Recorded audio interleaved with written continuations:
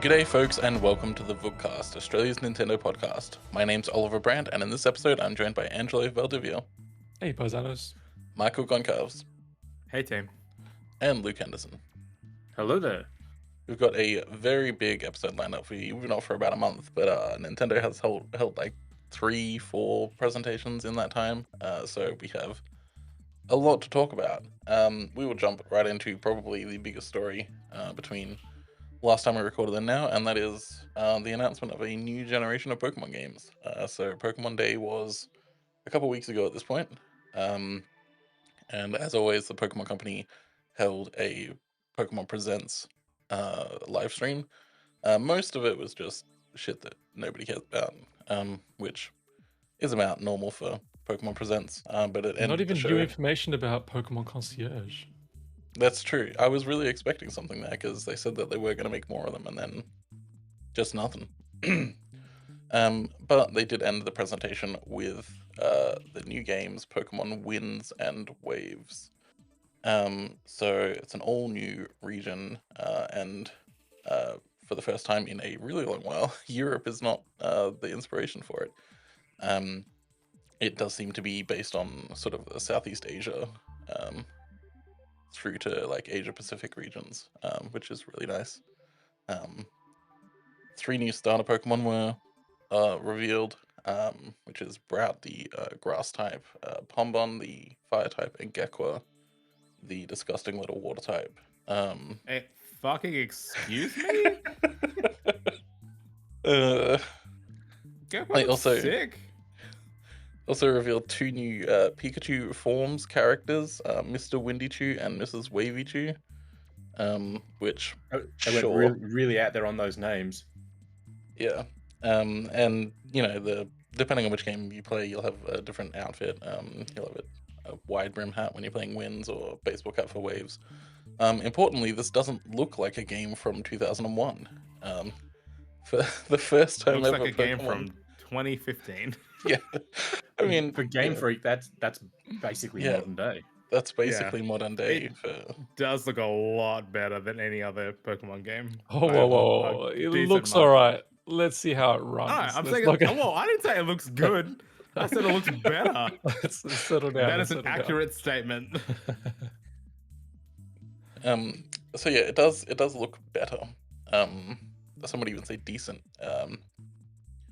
I think as well, it's so this is coming in 2027. This is not releasing this year, which was a bit surprising, especially because we kind of know a little bit that like this game already had extra development time if it was going to release this year. So releasing next year instead is even more time. And we do know on from that past- wave tech. I mean, the wave tech does kind of look wild. It slaps, Um, yeah. They have like patents for like wave simulation and even like wind simulation for how that interacts with like objects in the world, which is really interesting to see. But I forgot what I was saying. So It's out this year. it's Out next it's year. out next year. Yeah. And it's exclusive to the Switch too as well, which is good because I don't think they would have been able to make it look even like a third this good if it was on Switch, because Game Freak really struggled in the Switch era. I mean, we all know that Switch 1 isn't capable of wave tech, so Yeah, I mean, yeah. no waves. no waves. But yeah, I mean, I think it's a really interesting idea. Pokemon games tend to look a little bit better following their initial like announcement. Not a whole lot, but they do tend to look better eventually as like we get like little bits of more footage. It does look better each time. Again, incrementally, but yeah. Yeah, I have surprisingly few thoughts on Winds and Waves, mostly just because we've seen very little of it. I think it's definitely looking better than any prior Pokemon game. That's a pretty low bar, but it is looking better than them. And I think the region does seem to be an interesting one, at least. I do worry it's going to suffer a bit from the Alola or the Hoenn problem, where it's like so much of the game is just fucking water. Because it That'll seems make to be set IGN on. happy. But yeah, I mean, Windy Chew and Wavy Chew I don't know why we got like the old divorced resort couple as Pikachus as like characters in this fucking game, but The fact they didn't make the male Pikachu the fat Pikachu just to really highlight that divorced, visiting a tropical island. It looks pretty chunky to me. I don't understand why, like, the lady Pikachu looks like it's had some sort of plastic surgery though. Like, what do they do to her it does. face? Like, why did they put makeup on the? But the other thing is like, why Wavy are they tanned? Fur doesn't tan. I mean, going on? yeah. I mean, if like it's a spray tan, maybe they got a spray tan. But on their fur. Spray. It's just on like their a can of fur. spray They don't have exposed skin. What the hell are you talking about? But they just got an actual can of spray paint. Yes, but it's on their fur. That's what I'm talking about. Yeah, it is. It is weird. Oh, I just realized that the male Pikachu also has like a little like tail band or something. on it. Yeah. Yeah. What The are female they one also has like a little bow because of course she does. Whatever. Like, I'm not gonna catch them. I'm gonna throw them in the water. Whatever. Then you The find thing out that I- like this is the Pokemon that like you're required to have with you at all times.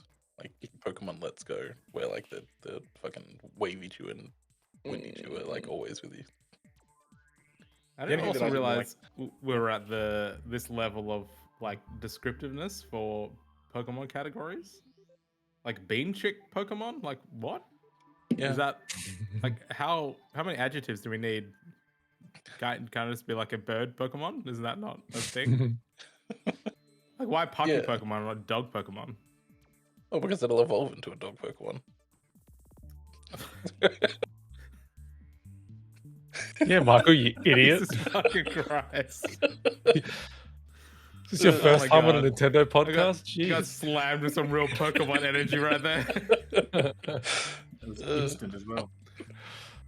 No, I like that Brout as a concept is like a pun on chickpea because it's a pea or a bean, and it's also a chick. That just the Pokemon Company does it like no other. But I give them credit for that, but at the same time, like, why the hell do they still have to be grass, water, and fire? because like 4-year-olds understand that. And That's- They're Angelo's. 4-year-olds. They're not making this for 4-year-olds. Yes, they are. Okay, so like I think it's like 60% of the audience is like under the age of 15 for Pokemon. So it is still very. I'm not much saying for they children. can't have these three. I'm just saying, why is it only these three again? Why is it still these three? Why can't they have a steel type or a fairy type as a starter as well? The people don't want it, Luke.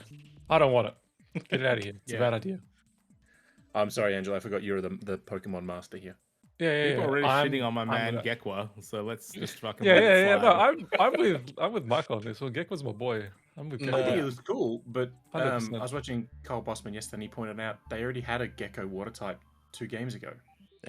And there's like 5 different fire dogs, so you know. Who cares? No, I look. I don't hate Gekwa's design. I am fearful for what Gekwa will turn into, because As the everyone Pokemon- should be. It'll be some sort of water fighter type or something. Like No, they're it's always fighter types. it's got the like it. Look, I'm loath to say this, but like Gekwa has the fuck me eyes, which means it's going to evolve into like a sexy lady. Like it's gonna happen. Oh, I think Gekwa's a lady? I think so. Yeah. Better keep Yeah, I Mr. Wavy guess. Chew away then. I mean, it could just look like a stoner. It could look like a stoner. That'd be nice. I mean, they didn't give it pink cheeks, cheeks, fucking hell. Pink cheeks or a bow on its fucking tail. How are we meant to know? Yeah, or That's true. like Yeah. a crop top. The only thing that annoys me about this is the game looks pretty good, but they're still using the chip tunes for the Pokemon sounds. The series is 30 years old. Can we please They're stop using always going sound to use effects? them. They're always Yeah. going to use them. If that's your one hang up on Pokemon, it's like that you're never going to play Also, Pokemon. Cause I don't want to be that just- guy, but I'm gonna do it. The trailer was uploaded in 1080p, so I'm assuming it's running at some pretty questionable resolutions. No, there's 4K And- screenshot, like native 4K screenshots on Oh, there the, is? on the Okay, press cool, website. cool. Yeah. Alright, that's not bad. And they are using DLSS as well. They're definitely using DLSS. You can yeah. tell. I just want to quickly mention that with the character designs, they seem to have some sort of like hoverboard doodads. I'm totally into that. As someone with a one wheel who rides it very regularly to get to work, like I am all about like cool personal travel. And these people look kind of cool. Don't forget though, the last time they gave people the Pokemon trainers cool transport, they were Pokemon with wheels in them. So No one thought that was cool. I didn't. That's why I put cool in quotes. No one thought that was cool. Yeah, my only concern with the hoverboard is they'll have some stupid restriction, like it won't be able to go up hills or it won't be able to go over water, or there'll be some. Wow, presumably they figured out the wave tech, Luke, and these can go on water. We're not in Back to the Future here. This isn't 2015. Yeah, but it's also the Pokemon company. It's also Game Freak, so I don't hold out hope that they'll have done it right. But I'm happy to be proven wrong. I like that their alternate outfits is literally just like the Winds ones have cowboy hats and the Waves ones have baseball caps, and then they've also got like slightly different colored backpacks. That's it. Those are the character designs. Yeah, Wind has white accents, so the hat, the backpack, and the border are all white, and then Waves is blue. That's it. I've seen so many people being like, "Oh, I'm not going to play with the cowboy hat. That fucking whips, man! Like the cowboy hat is so cool." Yeah, that's actually exactly. So keen to play like through the entire game with that stupid little cowboy hat on. It's so Like the Waves people should have been wearing swimming caps. Yeah. Just big gold condoms on their heads. Yeah, I mean, from a technical perspective, yes, it doesn't look like as good as some modern games. There is still some like nice stuff going on. If you click on the picture that has the in the caves, you can see that this Sizzlipede here, which is the guy down the bottom for people who aren't keeping up with Pokemon, his mustache is made of fire, and his little mustache is actually illuminating the ground underneath him, like just there. Is it? Because there's also the same like a little illumination spot behind him. Yeah, Does that mean he's got a moustache on his butt too? He does, yeah. He's got a circle on his ass that is lit up. His little fire anus is lit up. It's just like a clear entry and exit, so everyone knows. Yeah. And we have actual reflections that the Gekwa under the Gekwa, nice. Which does look quite nice. So yeah, and the underwater stuff, like, I mean, it's basic for an underwater scene, but like, it does seem to be explorable at least, which underwater has not been explorable in Pokemon games. For, I really hope years. it's explorable and they didn't just show underwater for some reason. Yeah. And that would be really lame. Yeah. The other thing too is like with the game coming out next year, it could be an early next year release, like we've seen them do for a few games. But it could also be but it could also be a late next year release. Like it could be the November game for next year, which would be insane. But it also means that if the game is 12 months from now or 2 years from now, there's a lot that they can still do that we're not seeing yet. So it's probably the one entry in the longest time that has the potential to really do fun things. But we'll see what happens, I suppose. I just scrolled to the bottom of the article and realized that because the tags are exposed now, we'll talk about the Vooks website soon. We have like big breaking news at the bottom, which is just great. I love it. Anyway, yeah. So go on. I was just saying, I'm looking at the screenshots, and it's just one of those moments where I just really wish that Nintendo would put in some anti-aliasing in their games. Just for the love of God, just smooth out those edges. Well, again, some of these screenshots do have like DLSS active. Some of them do not. So some of the ones that don't are like really aliased. And then the ones that do aren't as aliased because DLSS kind of inherently is an anti-aliasing tech more than anything else. We'll have to see how it turns out in the final game because there are two different models of DLSS that are on the Switch. But Game Freak has been a very, very solid. I mean, they're the only first-party studio that's using that's using DLSS so far. They used and it Wave Tech. And Wave Tech, yeah. But yeah, nobody else within Nintendo is using DLSS yet, probably just because the internal Nintendo engine does not support or does not currently expose motion vectors. Any type of anti-aliasing at all ever to the end of time. Yeah. But yeah, it doesn't expose motion vectors, which means you can't just like plop DLSS into it. Whereas the Pokemon engine has always done such. So, they were able to put it in there. And quite a competent implementation of DLSS as well. So, at least on that side of things, I fully expect the final game won't look terribly aliased. We'll have to see, because, again, it's a year off at least. So you got time. What's confusing you, Angelo? I'm just watching the trailer again, and like when both Pikachus, is it both Pikachus? One Pikachu. The male Pikachu takes off his sunglasses. He's got the weird little wingtip eyes as well. I suspect there's something funky about those guys. I don't think they're just Pikachus, but Ryan Reynolds has been cast in the game. Yeah. I mean, that's the other thing. A lot of people speculated that we might see voice acting in this game. I just don't think it's going to happen because I don't think Pokemon really cares about it. It also would mean they'd have to record the dialogue in how many languages now?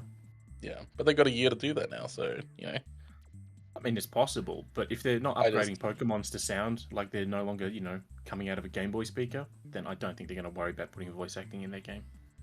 I mean, I don't think it's likely, no. Speaking of Pokemon games that definitely don't have voice acting, another thing released on Pokemon Day, actually released on Pokemon Day too, was basic ports of Fire Red and Leaf Green. So these just like showed up in the coming soon section of the eShop like a week beforehand, and then like an hour and a half later they like officially announced it. It's really hard to say whether or not they intended to announce it at the time that they did, or if they just kind of rushed the announcement out after it went live on the eShop and they couldn't put that genie back in its bottle. But in any case, given that they put the stuff on Nintendo Music about an hour and a half later as well, I'm guessing it may have been planned, but I'm guessing it went out earlier than expected. Yeah, I think it went out quite a bit earlier than expected. So it's the original GBA games. Pokemon Home support will be coming at a later date, presumably alongside Pokemon Legends ZA, which is also getting home support in the next couple months. And they are $30, which is a lot. It's too much. $30. Just wait till they re-release them in 20 years when they're celebrating Pokemon 50. They'll be $50. Yeah. I was going to joke and say presumably we'd have more than $30 in 20 years, but actually, probably not. I don't know the way things are going these days. You're assuming that there'll even be gaming hardware that exists in 20 years, because the way things are going, it's just being all the human race. Yeah, true. Yeah. What I find hilarious about these is that if you want the French and English versions, you got to buy the game twice. Whereas if you buy the actual game cartridge, you get them. I just think it's funny. Don't have that problem with ROMs, guys. Just saying. Got him. Yeah, I mean, there's. So I'm not. This is not a defense of the way that Nintendo has handled this. I just want to put that out. It's an explanation for why things are kind of funky and weird the way that they are. Because I have been talking to experts on game classification across the world, and like the reason that the languages are separate is because in most regions they released as single language things, and the European Union has rules around what needs to be reclassified.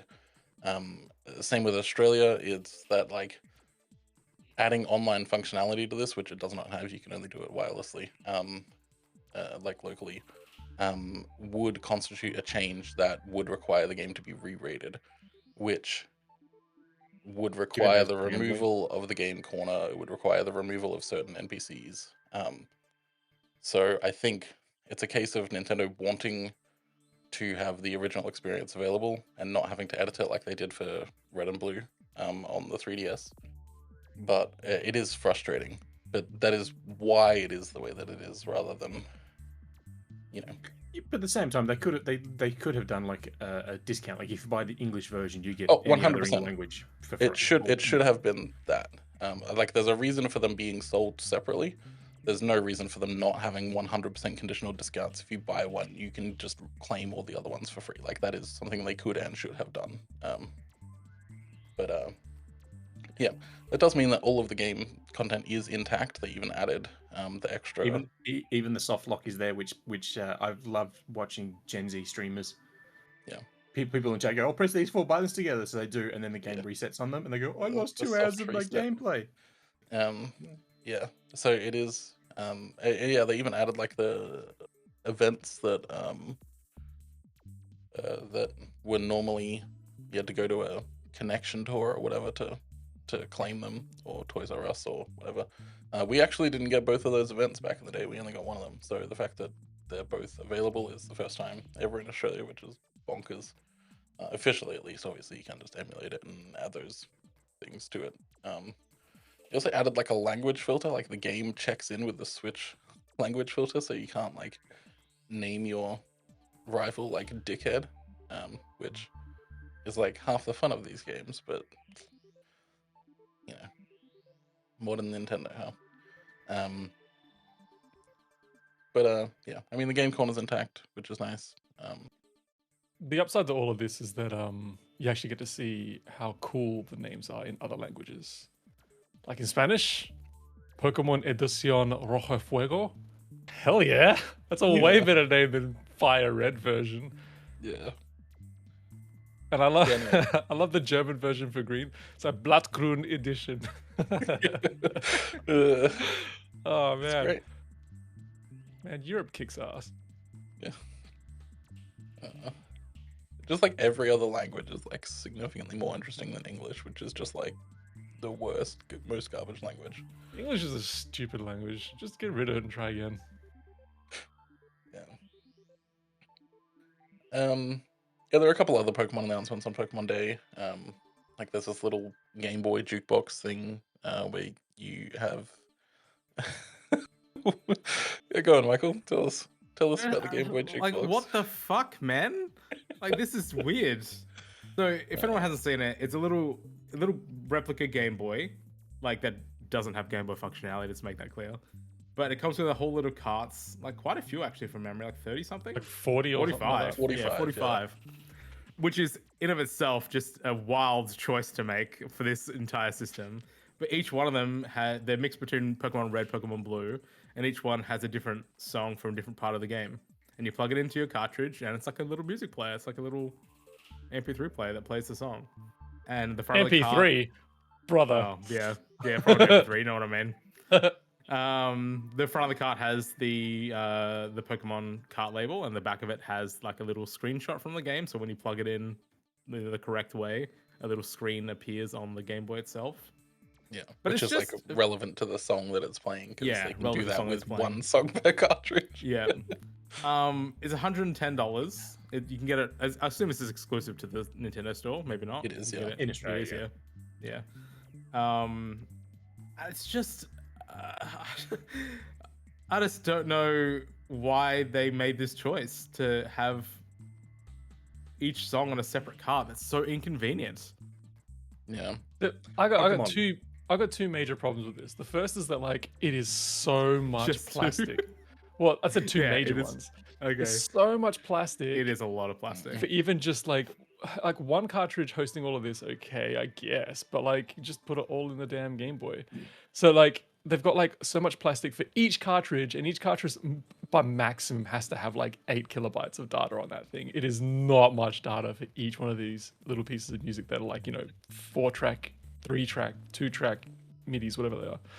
Yeah. It has to be recording, right? They're not putting in synth hardware into this Game Boy. Like, surely. That's the most insane. No, inside the Game Boy will be like a tiny little sample library of the sounds that a Game Boy can make, and then it will be MIDI format on the thing, because otherwise it couldn't read instantly, and it does read instantly. So. Exactly.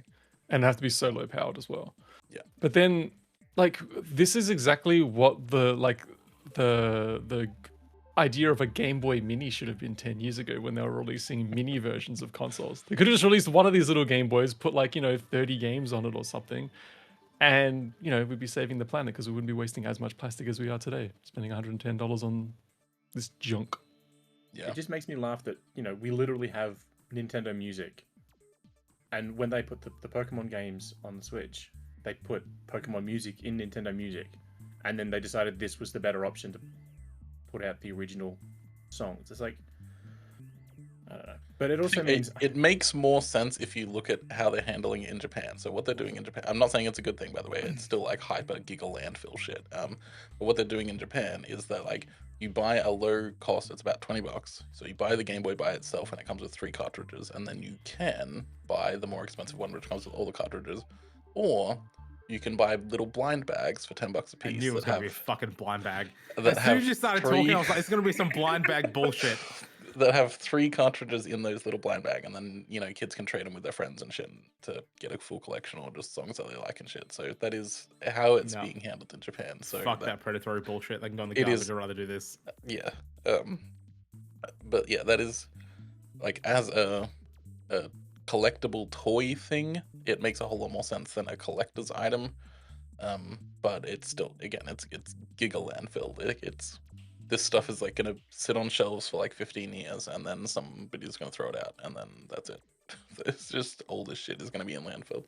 No. You'll see them on eBay. You see them on eBay for like $1,000, and people are like, "Oh my god, they're so expensive to buy," but then no one's gonna buy them, so just stay there pretending to be $1,000 on eBay. Yeah. Yeah. Also, Pokemon Champions, which is the competitive game, is coming to the Switch in April. Mobile later.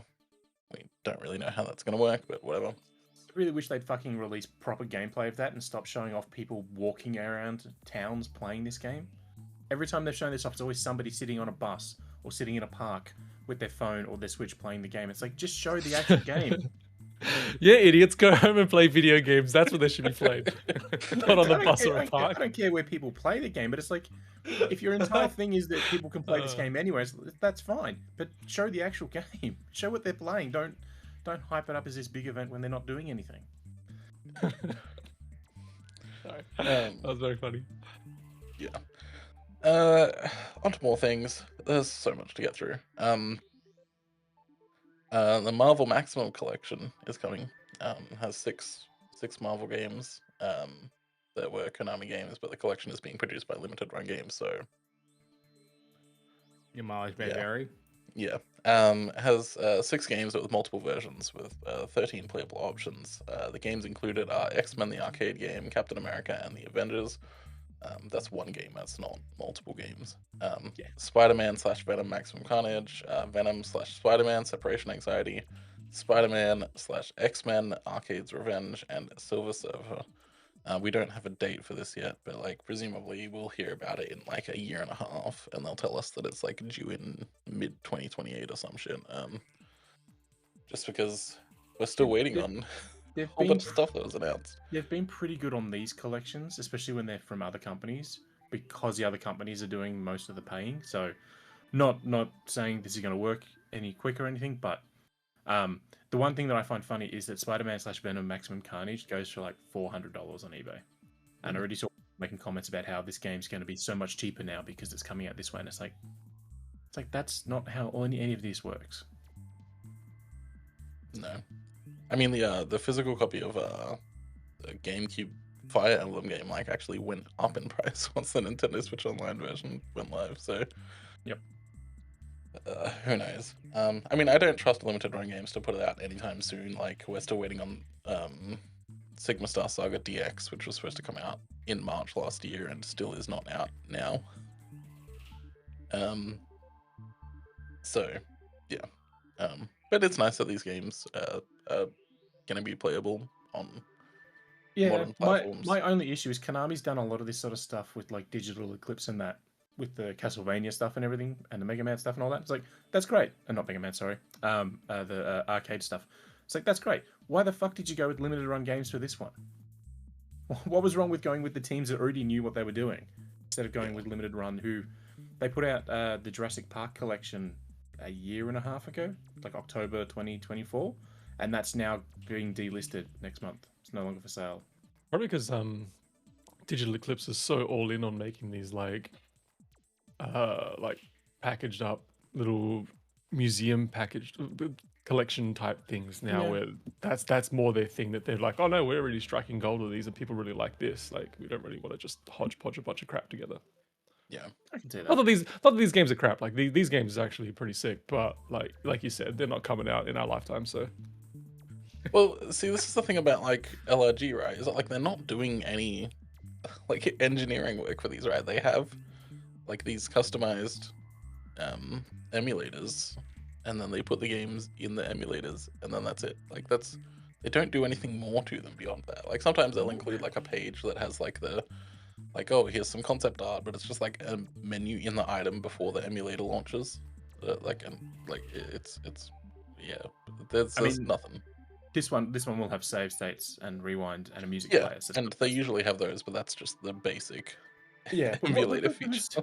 It was a collection from Limited Run that hit, I think it was PC, and you could just swap out a ROM and put any other ROM in the folder, and it would work.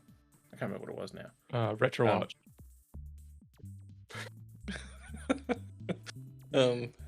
Yeah, I mean, I mean, you could probably do that with all of LRG's things. Like, I think Gex was one of those where like you could just, like, it was a great way to get the ROMs for Gex. Yeah. Or you could swap things in and it worked fine. Like, it's whatever. More exciting Konami news. There's a new 2D Castlevania game. So it's called Castlevania Belmont's Curse. It's set 23 years after the events of Castlevania 3, where players will be taking control of the successor to Trevor Belmont. So this is being developed by Evil Empire, who recently made the Rogue Prince of Persia, but also made the Castlevania DLC for Dead Cells. Motion Twin, who developed Dead Cells, is also consulting on it, and Konami is contributing stuff to it as well. Yeah, it's coming to Switch. There's no Switch 2 version announced, but I'm 100% certain that it's going to get Switch 2 enhanced. And also coming to PC, PS5, Xbox Series X, etc., etc. It is also not a roguelike like many people feared. I understand the concern for people who don't like roguelikes. I would have been fine with it because Dead Cells whipped. But there's already a Castlevania roguelike in Dead Cells, so you don't need another one. Exactly. So yeah, this is just a proper Metroidvania Castlevania game, like the old Igavanias, which So I don't like that we call it 2D. Like, it's, I get that it's 2D perspective, but it's not 2D. You know what I mean? yeah, it's called I side get what you scroller. mean. Yeah, it's a side Or scroller. platformer. But yeah, I mean, I think it looks incredible. The artwork is really good. Is really nice. The music sounds great. Yeah, I'm 100% on board with this as a big Castlevania fan. I could not be happier. It's good to see Konami coming back to making video games. Yeah. Oh, they never stopped. They just stopped making games that anybody cares about. The big part of their business was pachinko machines for a good 10 years, and now they're back to like. It was never the biggest part of their business. Video games from day dot have been the biggest revenue generator for Konami. It has never not been that. So, Okay. How much of this game is AI? Okay. probably none of it, because all of the Evil Empire people are like against AI.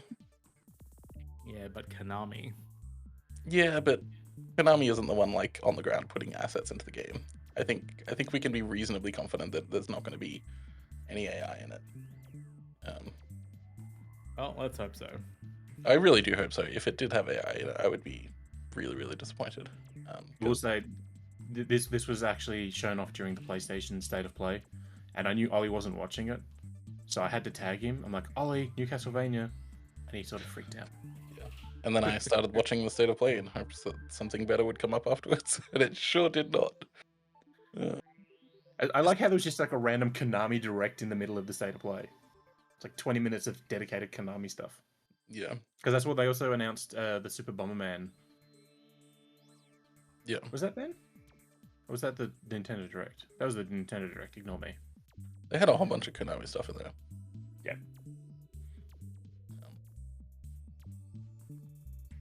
Anyway, yeah. Looks great. It's set in France for some reason. Nobody really knows why. Blade's taking forever, so the vampires in France are getting out of hand. Somebody needs to go in and take them out. Yeah. Another Konami thing that was in the State of Play, the Metal Gear Solid Master Collection Volume 2. This is coming to Switch, which is bonkers, and Switch 2. So it comes with Metal Gear Solid 4, Guns of the Patriots, and Metal Gear Solid Peace Walker. Metal Gear Solid 4 has been locked to the PS3 since its release. It has never gotten a port elsewhere, never got a PC version, anything like that. And Peace Walker is the PSP title, which has been in an HD collection previously. But calling that an HD collection is pushing it. Yeah, this is the collection. Just the name said HD collection, so I'm just going by that. Yeah. So if you buy the collection as a whole rather than the games on their own, you also get Metal Gear Babel, which is a semi-sequel to the original game. But they also updated the Master Collection 1 for Switch 2. Now actually runs at 60 FPS, not 30 FPS like it previously did. Nice. And MGS1 also got a new... I think people are calling it a filter, but it's like a new visual look. Kind of looks like a cross between the original and the Twin Snakes version from GameCube. Yeah, so it's rendering at a like higher resolution with, much better texture filtering and shit. It would have been so easy to just also drop in Twin Snakes into this collection.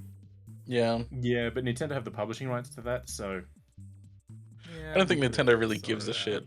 Yeah, no, but then they're not going to put anything on another console, another thing. Unlike the Fatal Frame games they published.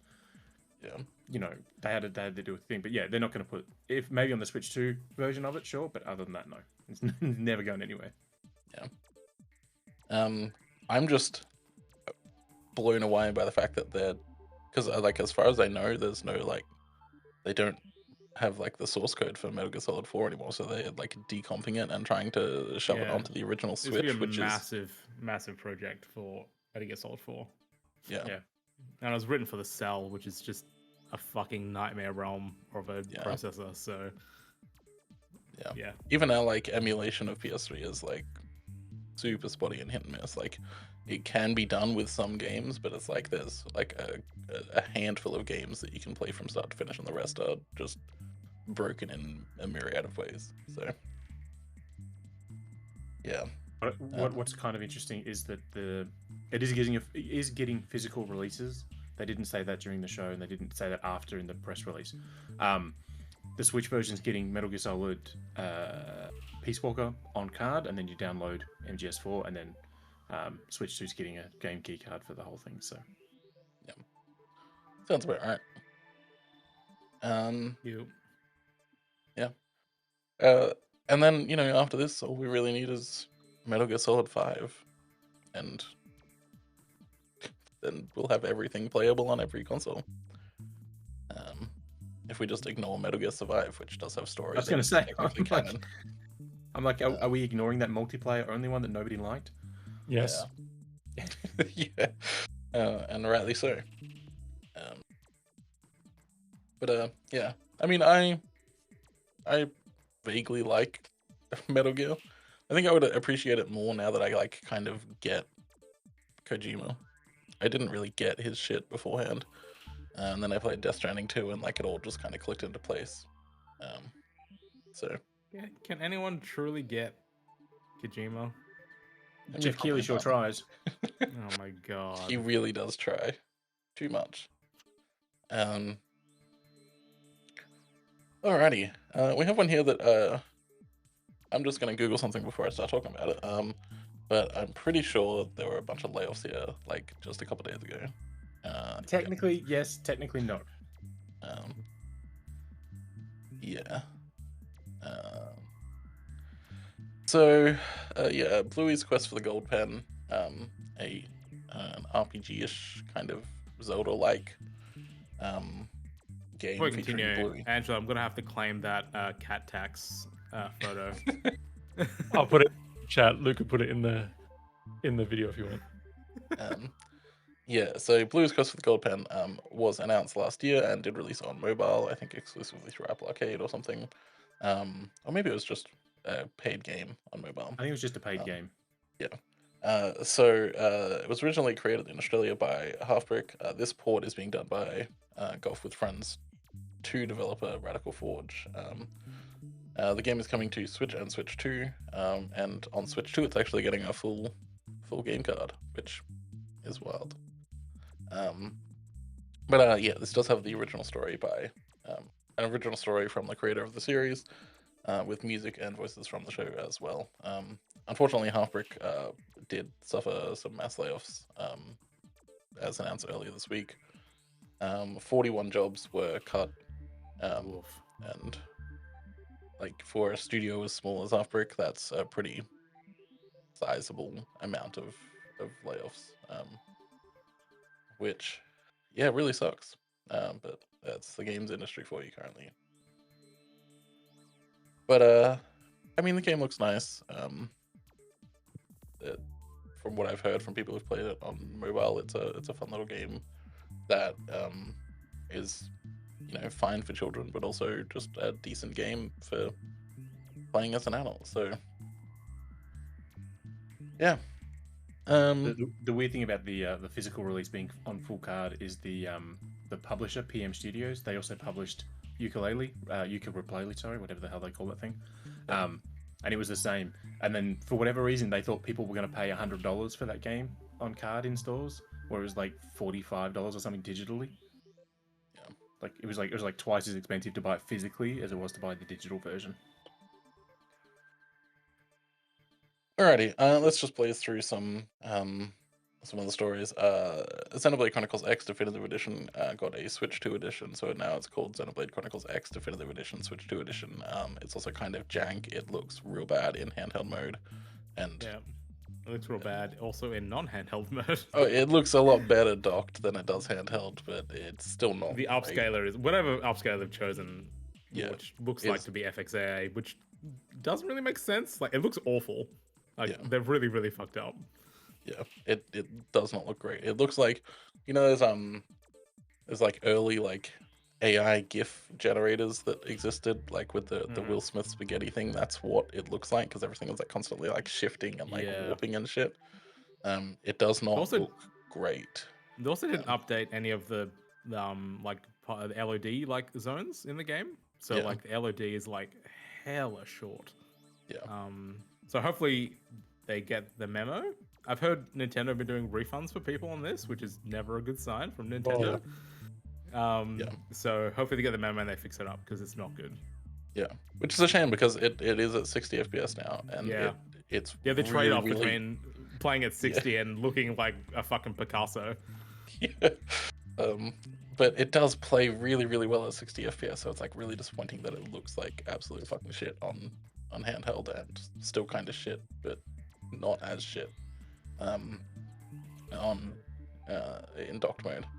The Hello Mario app is available in Australia. For some reason, this came out only on mobile and not on the Switch, like every other region had. It's like a little app for children to fuck around with Mario's face, and there's like stories and shit in there as well, or something. I can't remember.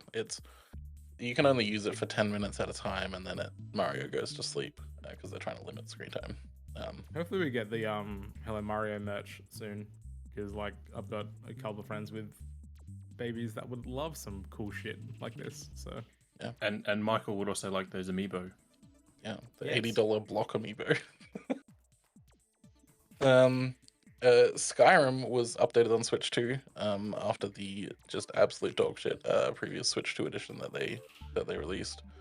So you can now prioritize visuals or prioritize performance.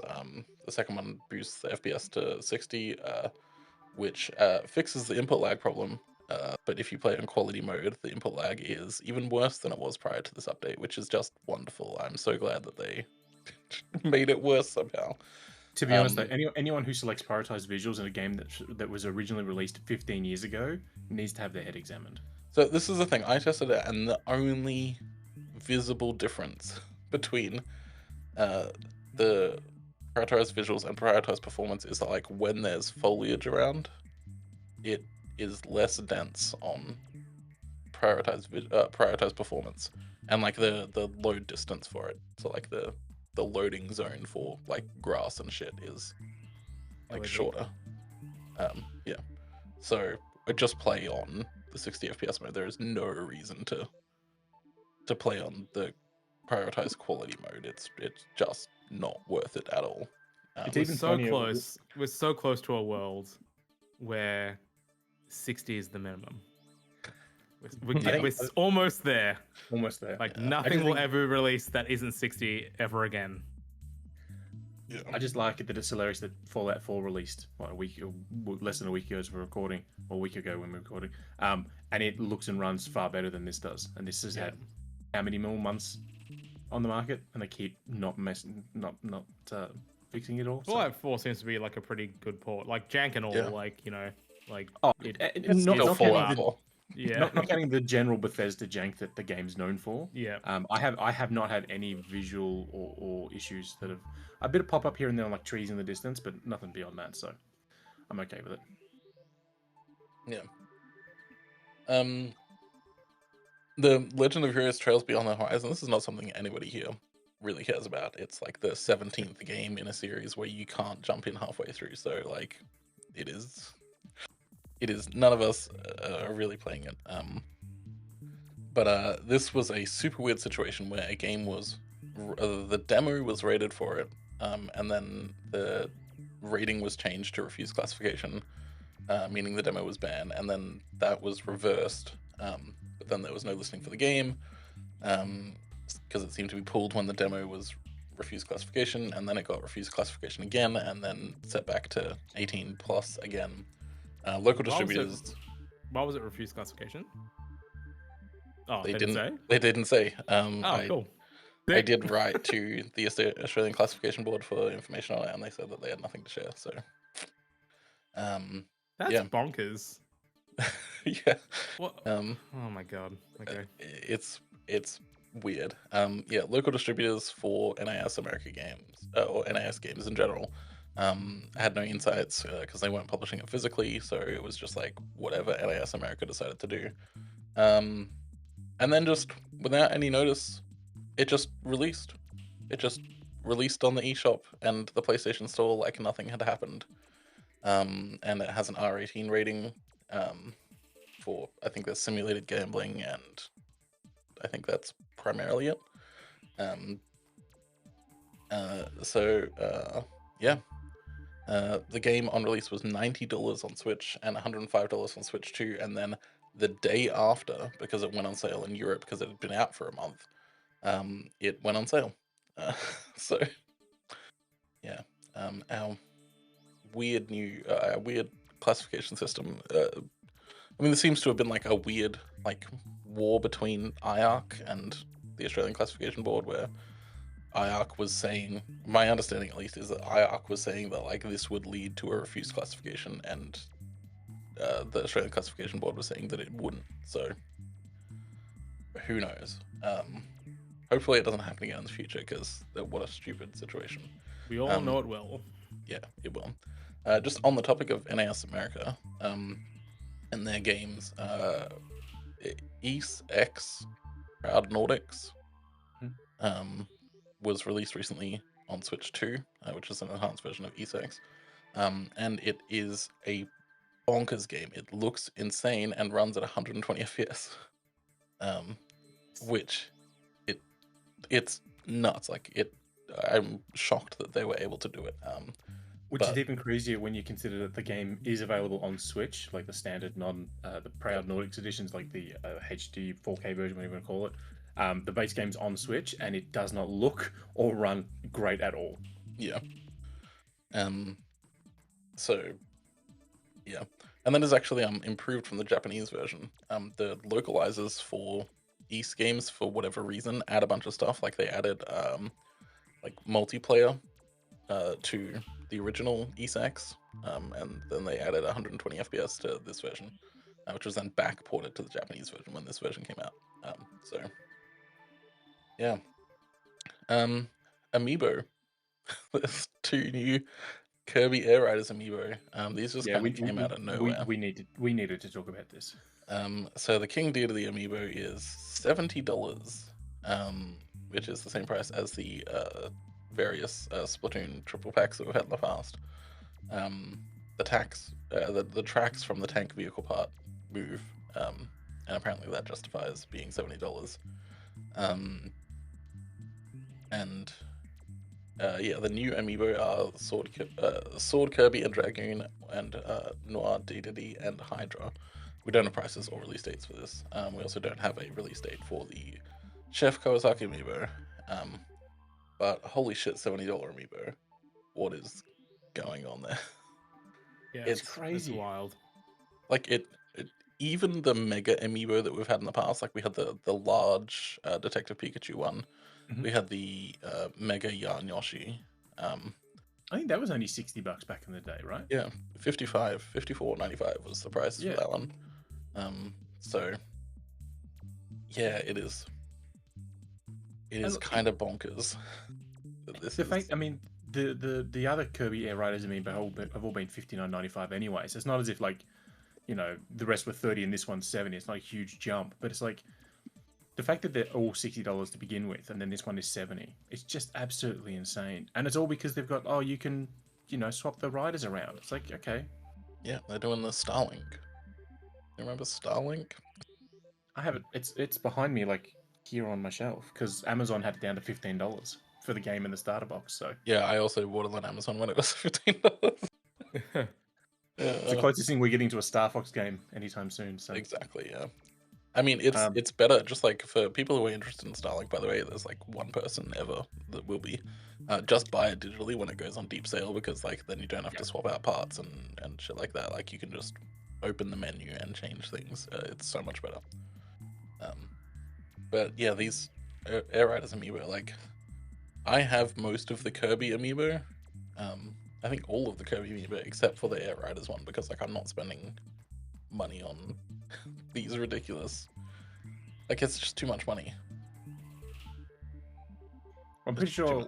Yeah, so the Kirby Warp Star amiibo and the Banana Waddle amiibos are down to $39 at Target at the moment on clearance. It's like that. Yeah. That's how you know. Like even all the Metroid Prime Beyond amiibo are down to like $10. Yeah. It's like that's how you know that these amiibo weren't selling at the higher prices, because everyone's got them in stock still. Especially Psylux. Psylux is everywhere. You can't get rid of it. You can't go anywhere, any store and not see him. It's just crazy that, you know, they thought, we'll people will pay $60 for an amiibo. No, they didn't. I mean, I did because I'm crazy, but most people did not. Angelo, you spending $70 on a King Dedede amiibo? Hell no. It's just ridiculous. That's the price of a game. Yeah. I'm not spending that much money on a toy. Not anymore, it isn't. Well, when I pay for games, they're only this price. I mean, you can buy Kirby Air Riders 2 on Switch 2 for the price of less than the price of 2 of their amiibo. Yeah. I mean, you could also spend the same $70 on pre-ordering Final Fantasy VII Rebirth right now. I went out and got Kirby Air Riders and Hyrule Warriors Age of Imprisonment because someone from Vooks posted that they were on the cheap over at Target the other day. So I immediately rushed out and got them. $59 each.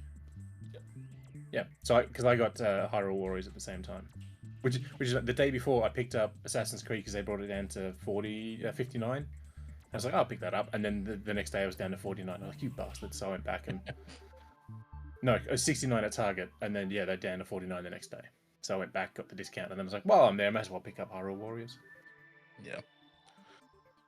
A former PlayStation exclusive is coming to the Switch too. So this is Kena Bridge of Spirits. This started off as a PlayStation exclusive. It was like one of the launch window titles for the PS5, and was basically billed as like a playable DreamWorks movie, essentially.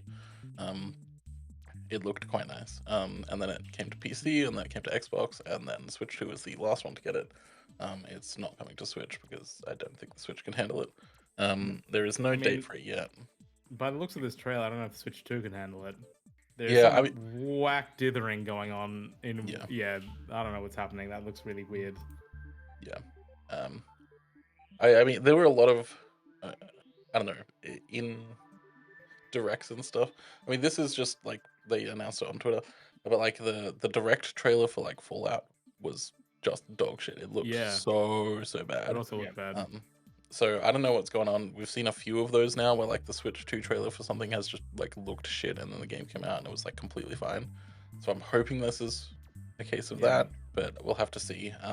We don't have an exact date for it yet. It's coming out at some point in the autumn, so you know, at some point in the next 3 months.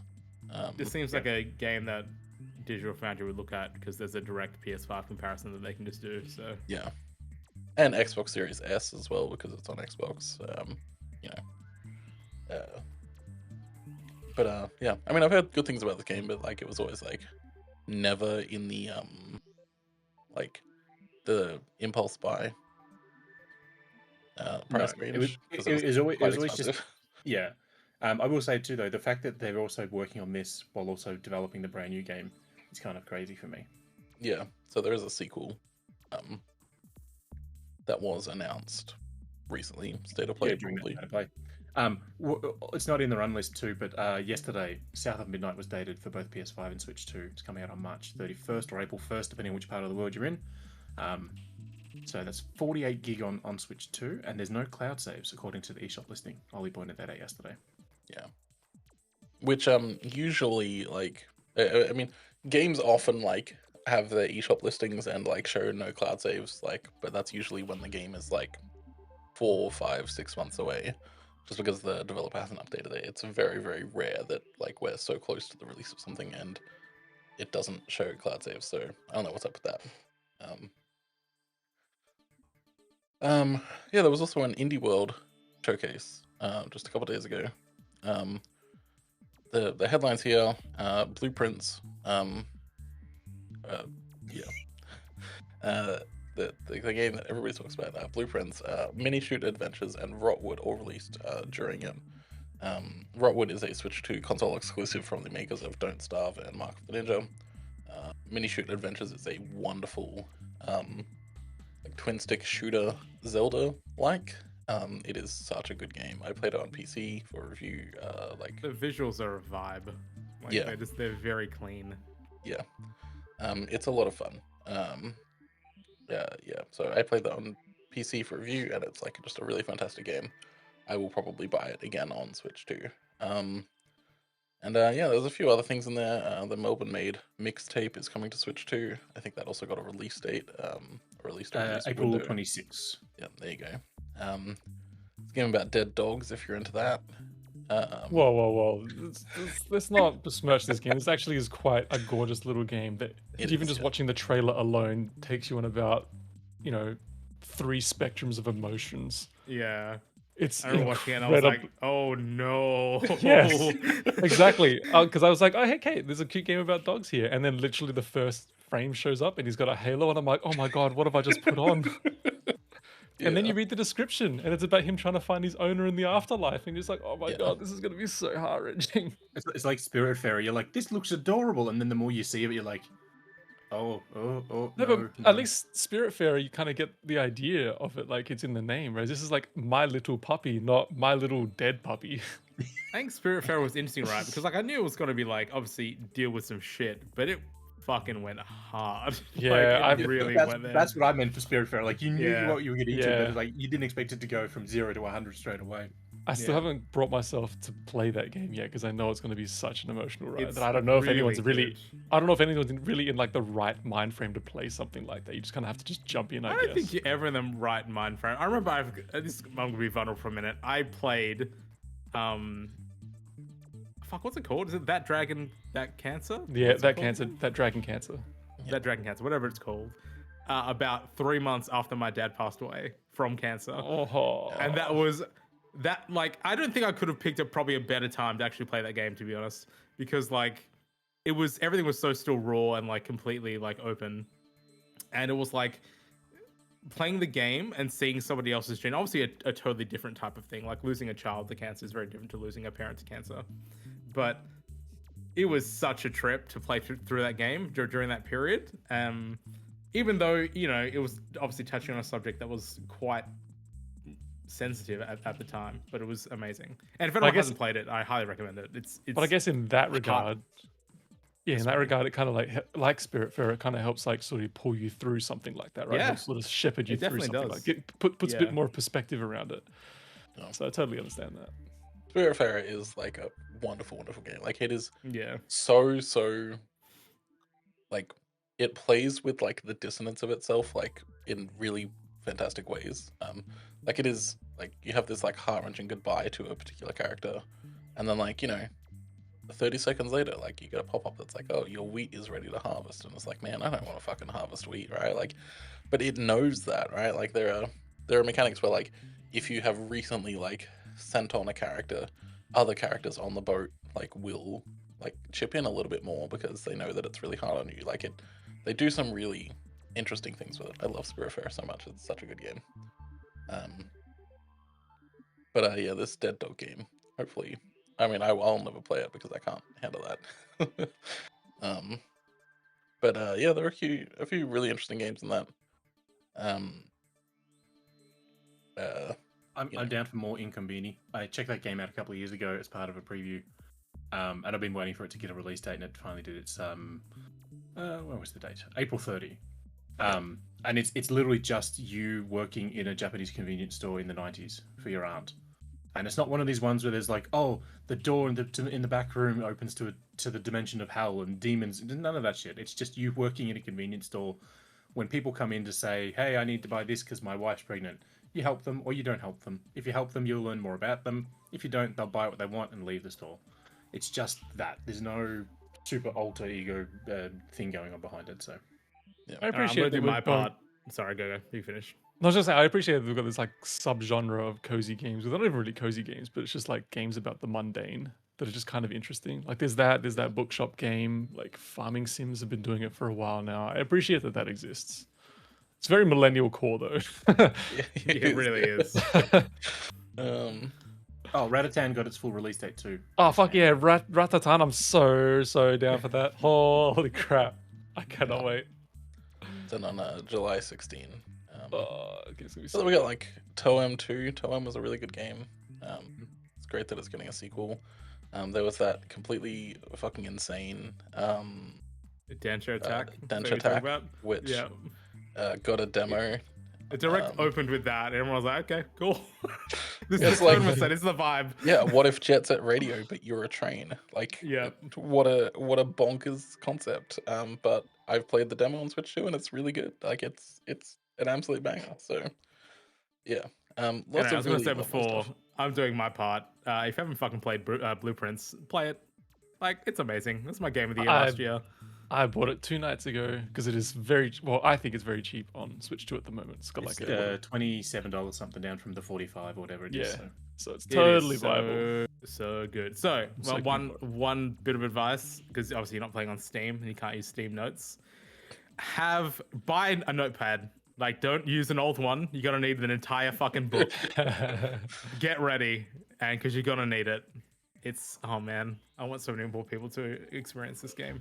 The only thing I'm concerned about is like I was tempted to want to buy it last year on Steam so I could play it on Steam Deck, but then a lot of people are saying that the text is just way too hard to read on Steam Deck. Does anyone know if it's any better on Switch 2, given the higher resolution? I have no idea. I think it's scaled better in handheld mode. Like it's built in. They made the text a little bit bigger. Okay. That's my understanding, at least from somebody who has played. I haven't played any of it, but a friend of mine has played both versions, and they say that it's easier to read it. That could just be because the Switch 2 screen is like a little bit bigger as well. But they do think it's easier to read on. Very good. Also, Angelo, enjoy the soundtrack. It is incredible. Like, really, really, really good. We regularly listen to it at our board game nights just as background music. Nice. It's just so nice to listen to. That's when you know a soundtrack is good, is when you can play it on its own and not be like, oh, I really need to play the game now. It's like when you can just enjoy it. That's when you know a good soundtrack. I'm very excited to finally get to it after steamrolling through Pokemon ZA at the moment, because I'm kind of getting over that game. I just want to get through it and get to Blueprints. I have a couple weird Nintendo Switch Online updates. During Pokemon Day, they announced the release window of Pokemon XD Gale of Darkness on GameCube. which is a real weird one to do because it's a sequel to Pokemon Colosseum, which has not yet released on the Switch. And it's a precursor. It's a precursor to the. Oh, sorry, I'm thinking Colosseum. Precursor is the Champions. Never mind. Yeah, but yeah, it's super weird that they're doing XD Gale of Darkness first. I don't know why. It doesn't make a whole lot of sense because Gale of Darkness makes direct references to the events of Colosseum multiple times, but like if you're just playing these for the first time, you won't know that. Yeah, it's really weird. Just the fan favorite, right? This is the one that everyone's been holding out for. More than Colosseum. Yeah. But the fact they also didn't give it a date, like they go, oh, it's coming in March. It's like, okay, but you know when in March. Why are you not telling us when in March? Like, what's it's going to be weird because like I kind of suspect that they're going to release Colosseum and XD Gale of Darkness at the same time, and then it's like, why not just announce both of them? Or I guess maybe they only announced XD because that is the fan favorite. Who knows?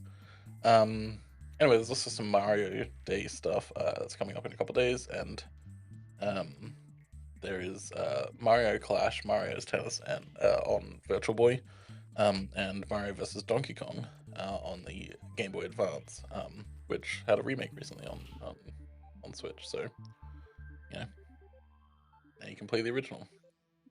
I'm kind of bothered by this Mario Day shenanigans because I'm really annoyed that they haven't put a discount for Mario Galaxy 1 and 2, the bundled version, considering that the movie is coming out like in about a month or so. And that's probably why I have not done that. Well, I was holding out for it, expecting them to do that because it's Mario Day and because that movie's coming out. You'd think that they want to get as many people onto that game as much as possible before the release of the film, but apparently not. Maybe they'll drop the discount on Mario Day. Maybe. Because that game is still way too expensive. I'm just like, I don't want to pay that for 2 Wii games.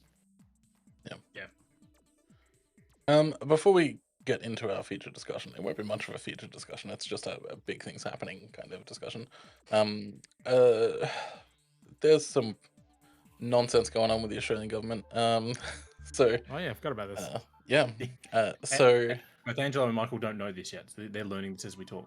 As of Monday, March 9, which is tomorrow for us, but probably like 2 days ago for you guys. That's optimistic. Hey, I edit them pretty quick. I'll wait for Ollie to get the words up. That's the delay. Yeah, that's the delay. So as of that, any platform that carries 18 plus content or adult content is required to use age assurance, including app stores, online gaming services, and various other websites and services. There's a direct quote from the e-safety commissioner. Users will have to complete some sort of age assurance to access online games classified R18 plus by the Australian Classification Board. For all other games, no age checks are required. Now, you might be thinking, what's an online game? Nobody fucking knows. It could be that it's a game where the primary purpose of it is to play online, something like GTA Online. It could be a game that has online multiplayer. It could be a game that you purchase online. The law is completely unclear about it, so we have no idea what this is going to happen. Elsewhere in the fact sheet for this rollout, it says providers of video games rated R18 plus by the National Classification Board must also implement appropriate age assurance measures before providing access to the game, which sounds like it's all games. But nobody really knows. We don't know what's going to happen tomorrow, who's going to comply with it, how they're going to comply with it. It could be that from tomorrow, if you want to buy Cyberpunk on Switch 2, you need to upload your ID somewhere. I was about to ask, have they defined what the age assurance checks are? Is it just like literally put in your birthday, or is it like literally like the social media ban style? It's up to the platform, so they can choose how to implement it. The only thing is that they can't require only government ID, so they can use a credit card check. They can, use various other face technologies or other age assurance shit. But basically, all the government have said is that this is coming into effect. That's it. Yeah, and they have not been very clear about what is considered an online game, or whether this applies to just online games or other games. Like they say, you need to complete some sort of age assurance to access online games classified R18. For all other games, no age checks are required, but like, what does that mean? But then there's also like other language in the press release that's about like, making sure that like online gaming or like online video game stores are running with like the same kind of the same processes that like physical game stores would have, where like if you try to buy an R18 game, they ask for your ID. So it's really messy. This is classic Australian government bullshit, because they did exactly this with the social media ban, where they really didn't have any systems in place to, guarantee that like anybody knew what was going on. And like social media platforms still haven't really implemented the social media ban all that well. The craziest thing for this one is that they put this out on Friday and said as of Monday, and it's like, but nobody knew about this. There's nobody has anything in place, and I think the breach of the rule is like $49 million fine per breach. Yeah, $49.5 million per fine per breach. So technically, Nintendo Australia, if you go to their website for the eShop and you go, I want to look at Yakuza, it goes, what's your date of birth? And you can put in any random date, and as long as it makes it you that date's 18 years older, you go through. According to this, because that's then they need to do an age verification check. If they don't have that in place as of tomorrow, as at the time of recording, Nintendo's in breach of this law and has to pay the government $49 million. Yeah. Which like is obviously not going to happen. Like any company is going to fight it, because like there has not been adequate notification of this. The rules are unclear about what counts and what. Like another thing, right, is that like it says that a gaming provider is the person who provides the game, which like obviously, but like, is that the person who is like offering the game for sale? Is it the person who is selling the game? So like the publisher. Like if it's Yakuza 0 Director's Cut, which has a major online component to the game, like does Sega then have to put an age verification in the game before you launch it? And then like, if so, what systems are in place for people to get refunds if they don't want to do that? Like it's so fucking messy and so stupid, because it's not going to do anything. Like for context, we'll point out that this is not just video games. This is anything. This includes anything online that's adult related in content. Specifically, the little thing said app stores, AI companion chatbots, messaging, pornographic sites, search engines, and social media that allow 18 plus content. Yeah, so another thing is that like right now, if you go into Twitter, I know that nobody should be using Twitter, it's garbage. But if you go into Twitter right now, if you haven't verified your age on Twitter, you cannot view any image or video posted by somebody who has ever posted 18 plus material. So if they have ever marked a post of theirs as having 18 plus material, you cannot view images or videos from that account. So this is part of the same suite of things. There's age verification on like basically every porn site now. Like it is ridiculous. The government overreach here to prevent things that like this isn't going to fix anything. This isn't going to keep kids safe. This isn't going to prevent them from accessing anything. It's just ridiculous. This whole thing is ridiculous. Just like the social media ban, just like, states trying to ban phones in schools, like it just doesn't work. It doesn't work, and it's spending a lot of money and causing a lot of strife for a lot of people for no reason. It just doesn't do anything. So, yeah. Angelo, give us your thoughts on this.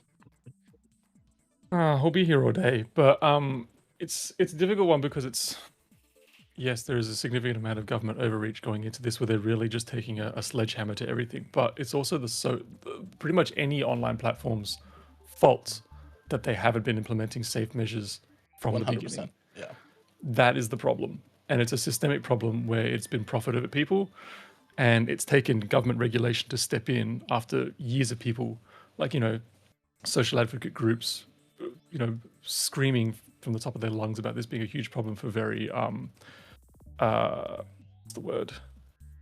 Very vulnerable people to to all sorts of like online abuse and things like that, or just vulnerable people in general. But yeah, like the thing is that there does need to be communication from the government about how this is, how this should sort of happen. There needs to be collaboration with tech experts, like people who are actually, independent from, things like Facebook and stuff like that, actually devising systems and procedures to be able to do this properly.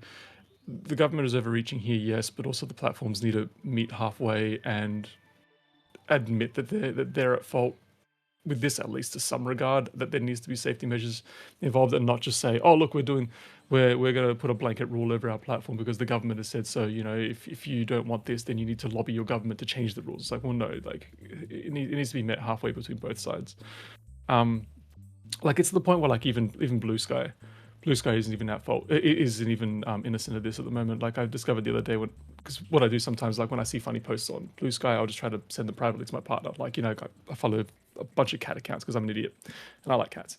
So I try to send them to her. And then like the other day, I was just fronted up with a restriction on Blue Sky saying that I have to send my ID to them to be able to send private messages. I'm like, What the fuck is this? Even Blue Sky isn't innocent to this type of thing anymore.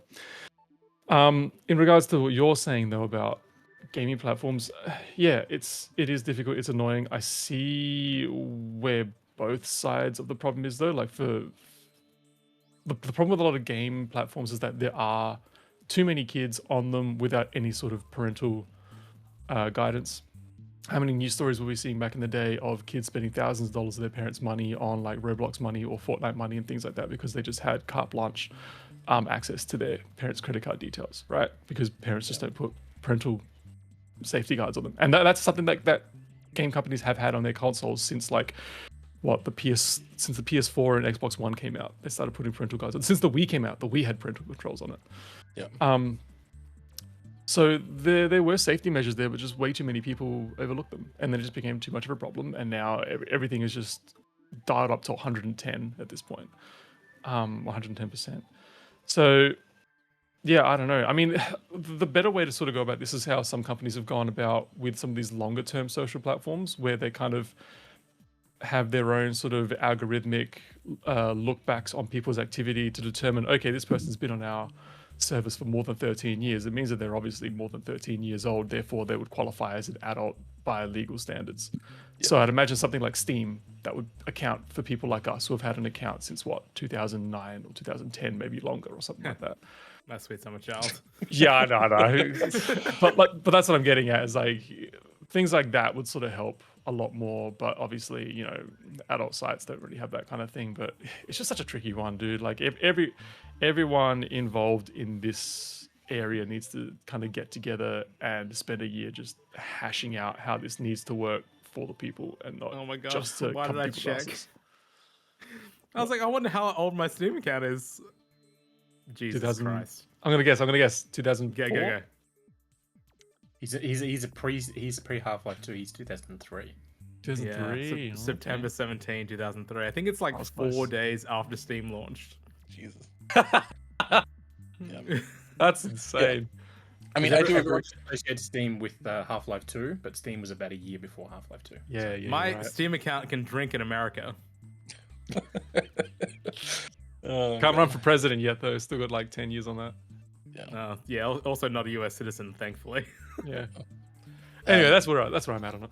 But yeah, I mean, I agree. Like, the problem is like very real, and I've said this about the social media ban in the past, right? The problem is like super real. Like, it is a problem that is affecting people. It's just the solutions are dog shit. Like, it's just creating a worse experience for everyone to not solve the problem. And like, in this case, right? Like, a kid's just going to play an 18+ game on their parents' account anyway. That's usually how they've been doing it the past like 15 years. Like, this isn't going to change anything about that. It's just going to make the adults' experience worse, because now they have to fucking scan their face, and when that inevitably doesn't work, because it never does, they have to upload their credit card details, but they can't use a debit card because that doesn't count as a credit card, and then they have to upload their ID, which like it sucks.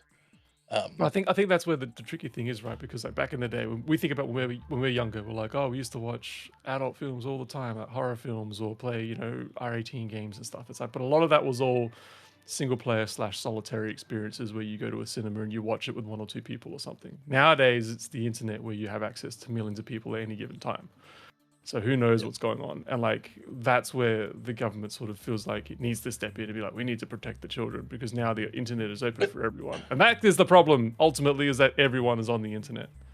And not everyone should be. This is the thing, should be for us. I can say, it's about protecting children, but like, is it? Because like, Roblox isn't affected by this at all. Like, gambling websites don't require age verification. One thing that needs to be affected by this is Roblox. Roblox is the biggest culprit of all this shit. Yeah, like I don't know any 8-year-old. Yeah, but I don't know any 8-year-old that's picking up the latest Yakuza game. I don't know any parent that would let them play the latest Yakuza game. No, sounds like your 8-year-olds aren't fucking cool. Quite frankly, just lame 8-year-olds. No, but that's exactly the point, Luke. Is that like those platforms are Trojan horses for children's access, and that's that. Yeah, going back years now, when Microsoft had Windows Phone, if you remember Windows Phone, there was a mode where on the lock screen you could swipe over and enable kids mode. Right? And kids mode basically removed all the regular apps, let a few games in there, and you could just play that and just enjoy. Your kids couldn't play the 1 or 2 games that were kid friendly on that. And then to leave kids mode, you had to enter a PIN number, and it was a different PIN to unlocking your phone. And the whole point of that was that they knew parents would hand their phone to their kids to play games. My sister-in-law, she does it all the time. She hands her phone to her youngest kid, and he plays games on her phone. Her phone has her work stuff on it, so who the hell knows what he can look at? I mean, see, this is the thing. This is why I'm saying, like, it's never going to work because, like, there's always going to be a parent that just hands over their phone, not giving a shit without putting these things on. What I was getting at is it's not putting all these systems in place is fantastic, but it's like it's the same thing. My 10-year-old, my 15-year-old nephew can't go to the bottle shop and buy a slab of beer, but I could go to the bottle shop, buy a slab of beer, and give it to him. There's nothing that stops me from doing that. But that's the point, though. But that's the point, though, is that the bottler isn't then responsible. They can't be fined. You, as the parent, can be arrested. Correct. That's the point that I'm making here. Is they're putting all these systems in place. They're like, the onus is on all these companies. It's like, no. Instead of going after the companies, going after the platforms, which Xbox, PlayStation, and Nintendo already have all this moderation stuff for kids' accounts and access to certain game ratings and such. They should be, making sure they're telling parents how to do this stuff, and then making sure the parents understand. Because once the parents understand, they'll be more inclined to keep on top of it. Yeah, but again, so it's not Microsoft's responsibility to tell parents how to raise their children, though, and that's the legal argument that they will always make against something like this. It's in their best interests to get as many people on their platforms using it, which includes children. So it's not in their business interest to be telling parents, no, your kids can't use that platform. It's in their interest to say, hey, kids, come to our platform because we've got kids games. And then from there, you get nefarious people who make games that are unsuitable or experiences that are unsuitable, or just idiots or pedophiles or something like that, just, hang around and affect kids. And that's what I mean by it's such a tricky thing to navigate. That's what I'm saying. It from the government's point of view, this seems to be be the final step. The first step should have been launching a campaign where they're basically saying, hey, games have these contents in it. You as a parent need to make sure you're watching what your kids do. It's the same thing with DVDs years ago. They put the bright bloody ratings logos on all the games and all the DVDs, so parents would know, this is it's green, it's good to go for a kid. I think we're just way past that at this point. Yeah, exactly. There's always going to be something new that is going to be the problem, right? Like, this issue of parents giving their children things that are inappropriate or not, appropriate for their age has existed as long as media has existed. It's happened for books, it's happened for movies, it's happened for TV, it's happening for games, it's board games, it's anything that kids are associated with, right? And they would have done similar campaigns like this before, especially when they launched classifications and when they changed the classifications and all that type of stuff. The problem isn't that the government doesn't communicate this stuff. Maybe they don't do it, as extensive as many would like. The problem is, I just don't think parents give a shit. Yeah, and that's always going to be the problem, is the thing. Unfortunately, no matter how many technical hurdles we throw in the way, there's always going to be a parent that says, yeah, just use my account to play GTA online. I don't want to throw all parents under the bus, even though that is the fun option. I do enjoy doing that.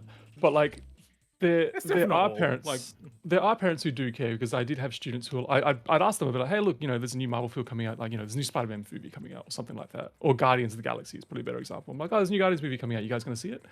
And they'd be like, no, my parents don't let us watch violent films. And I'm like, oh, yeah. Marvel films. Like, in my head, I'm just like, oh, but that's not that violent. But then I'm like, yeah, it's an M-rated film. They can't go see that yet. So there are some parents who do care about that kind of thing.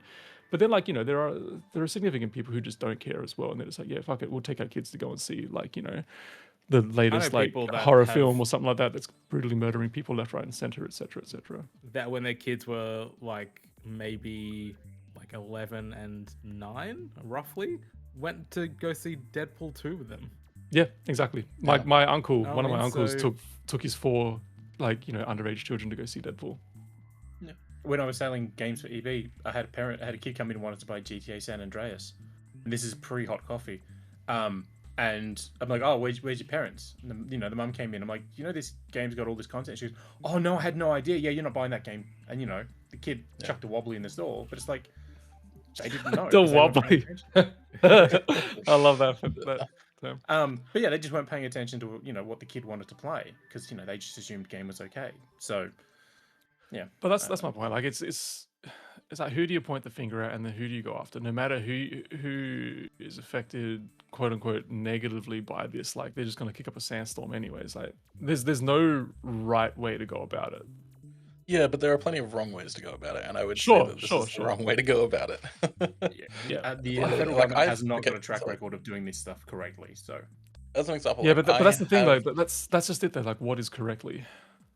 And that's what no one really has a proper argument for. Announcing it 2 days before it goes live. Okay, yeah, you can announce it, but that just means that they'll just delay this whole shenanigan. Will be delayed by 2 months or something, right? Like, we'll be talking about it in 2 months' time again. Like, it doesn't really matter. Yeah, like I'll say, like, with the social media ban, right? Like, I have, like, broken the law, right? I helped a friend of mine get past that paywall, not because they were under 18 or under 16, but because Twitch chat, clip that. But because the age verification, the facial scan thing didn't work for them, because they're an Asian person and these algorithms are overwhelmingly trained on white people.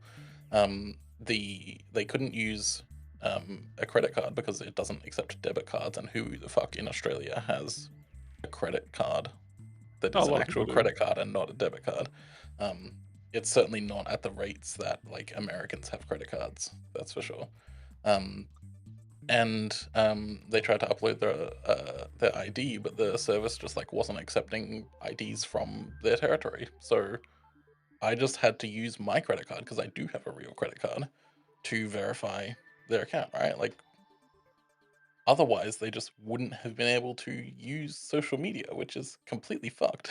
Like, and the same thing's going to happen here, right? There's going to be, like, a bunch of people who, like, will have to insecurely email their IDs to Nintendo or whatever, right? And we know from the Discord thing where, like, 70,000 Australians had their IDs just, like, leaked to the fucking internet, because it was just, like, the only processes that they had in place were to send it through email, or they were storing them insecurely or whatever, right? And it's just exhausting that, like, the solution to this is so blunt, and they're going after things that, yeah, are important, but then, like, do fucking something about Roblox, do something about the fact that gambling advertising is allowed during primetime television where children are watching, do something about the fact that gambling websites, or, like, do something about the fact that gambling websites don't require age verification.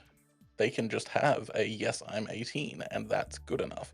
Like, the fact that all of these things are not even being talked about, but, somebody playing GTA Online when they're 15 is, like, an issue. Like, it just feels like, is it about the children, or is it just about government overreach? Like, is it just government overreach for the sake of government overreach? And I don't think we really know, but it doesn't seem like they really care. Won't someone think about the children Simpsons clip in that moment, please? I mean, I think some people in the government obviously mean well by it, but, like, you're right. Like, a lot of it is very performative as well, and I think that's why they're going after the easy targets like social media and video games, and not the harder targets that they don't want to admit that they rely on, like revenue from gambling. advertising.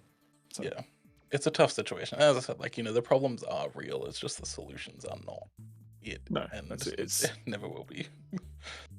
Yeah, it's fucked.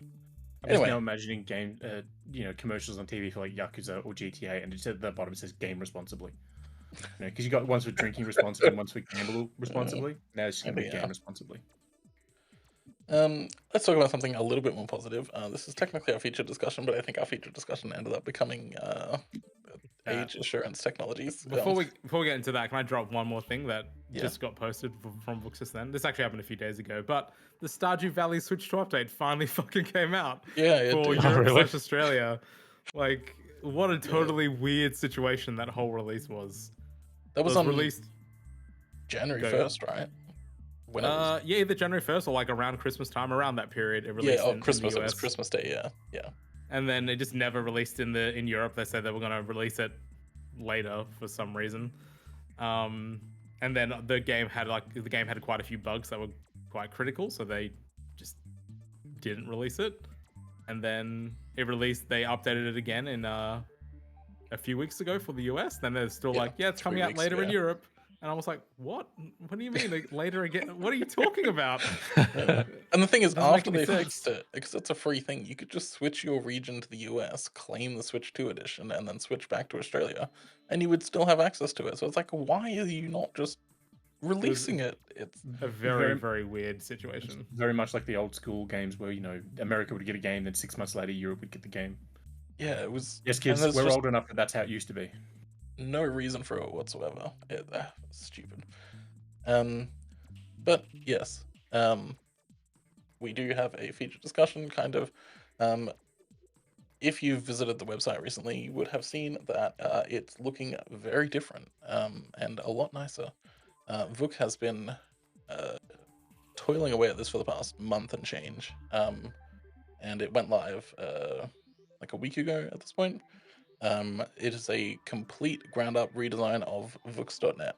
So it removes all of the old and outdated CMS theming that slowed down the old page. So it is like lightning fast. It loads fucking instantly, no matter what you click on. It just the whole website's loaded before you've even finished typing the website. God damn, that is so quick. It's so quick. It looks nicer. There's a functional light and dark mode that like looks really, really nice. It strips away a lot of the stuff that we didn't need. There were a whole bunch of like e-commerce things that were like sort of built into what we were using, and we just like obviously didn't need that, so we just scrapped that. There's a proper review / story archive, so you can search for the things that matter to you. So if you like go to the news archive, I don't know where that is, but it's somewhere. Previously, if you went to the review archive, you'd get like the top most recent reviews for Switch 2, Switch, 3DS, DS, Wii. Like it was just like a big page, and if you wanted like a review from 8 years ago, you'd have to go to the platform and then just click manually every time to try and go over 10 at a time. Now you can actually just go in and go, cool, give me all the reviews for Switch from 2018. That's it. Yeah. And it'll show you. Also, the search actually works now. Previously, I mean, the search kind of worked previously, but it was kind of jank. Like if you searched for like, I don't know, I can't think of something, but if you search for something with 2 words, it would search for the entire term and individually both words. So like if like it wasn't great. Now it is proper search. It works great. There's a message on older stories if they were past a certain age. There'll be like a little message above that says, "Hey, this is an article from 2007 or whatever." So yeah, it is a lot better. A lovely update. Like it's snappy and it looks great. It just looks very modern. Yeah. My one gripe, which is shared by some of the Vooks Discord community, is not having a visual half star in the review and just using the half icon. That shit can get fucked, quite frankly. Yeah. That is there are technical reasons for it, as I'm sure you can imagine. But yeah, it is. There's also a few other things. Roll back the website. The header image when you're on like the main page, like at the moment, South of Midnight Story is up there. When you look at that, it's quite low res still, but when you click into the story, it's the high res version of it. So there's like little tweaks that are still, because there's only so much testing that we could do here. And then obviously, Vooks did push it out to the Patreon members to get some feedback from them as well. I think some select Discord members got access as well at some point. But yeah, so there's only so much you can do from the development side for testing before you actually have to push it out live and fix issues as they come up. So while we're here, because sometimes for some reason every single time we talk about something on the website, I notice something weird. The PGA Tour review doesn't have the star rating properly. That's because it doesn't deserve one. Oh, it deserves at least 3.5 according to this review. I will fix that right after this. It's the way that we enter review scores on the website is different now, so like we're still kind of adapting to that. There will be like little bugs and things, and like we encourage people to tell us. Tell me at least, and Daniel, about these bugs that you encounter. I will bring it to Vook that we should have half-star symbols, but I just don't think technologically that is viable. Yeah, it can't be done. We got water tech before we got half-star tech. Wave tech. So let me just quickly explain it. Is that like the star rating currently is like it's not like an image or anything. It is just like actual stars in text, right? It's like the emoji, the symbols that come in Unicode. And there's no half-star Unicode. We're kind of hesitant to add images for that section because like that is like a whole bunch more calls that the website has to make whenever you load a review. There's still maybe options for that. There is like CSS options for doing that we have talked about in the past. So it's possible, but we'll see. But yeah, if you have any complaints, there is a feedback form on the website now as well. The contact us actually lets you contact. Yeah. So if you like go to the menu and then go contact, and you can put your complaints in there if you have any complaints. People have been doing that. Sorry, I just saw that if you're after Vooks, the digital bookstore for kids, this is not the form for you. Genuinely, it's happened so much. I can imagine. So much. There's also a feature that I don't think most people are aware of, but it's in there, and it's the on this day feature. So that's in there now. So you can go to that, and basically it'll pick this whatever date you're viewing it on. So the 8th of March is that we're recording. It'll basically go, cool. So I go back, 3 years ago today, Wargroove 2 was announced as coming to Switch. 15 years ago today, the Pokemon Black and White DS review went live. 20 years ago, Shiggy to receive French honor. That's the entire title for the story. This was Shiggy Watch, back when we used to do Shiggy Watch. Everyone remember Shiggy? I vaguely remember Shiggy Watch. Yeah. But yeah, if you click on that, you'll see it says this article is more than 20 years old. So something that Daniel and I were talking about, because I put one on my side at the same time, and it's basically just a way of saying, look, you've come to this post is old, so pictures may not load anymore because maybe where we got them from initially, that site's gone down. YouTube videos get pulled all the time because of licensing things or quality things. Like just earlier today when I went to grab the link for the Metal Gear Solid story, the video had been removed by Konami. They took that version down and uploaded a new copy. So it's a different URL. So this is basically to go in, if you're going in here and you say, hey, this bargain guide for Mario versus Rabbids, Mario plus Rabbids, whatever it was called. These deals don't match anymore. The game's much cheaper now. It's like, yeah, if you look at it, it'll say this bargain or this article is, 8 years old now. So the prices won't. I really hope you wouldn't need that to realize that. No, but that's what I'm saying. But yeah, so because my site, I get pinged all the time for bargain guides that I put up 4 or 5 years ago, and people will be like trying to find a bargain on something, and they find my bargain guide and they'll come to it. I'm like, so I have it on mine now specifically to call out that prices may not be accurate anymore as this bargain guide is X number of years old.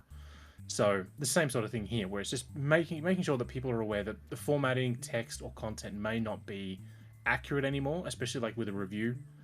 Because obviously we see games nowadays where they'll release a game today, then a year from now they'll release a big anniversary update which fixes a lot of things and all that sort of stuff. So that's more what it's for, is just to make sure that people are aware that there are going to be some formatting and issues over the course of 25 years, which is how old Vooks is.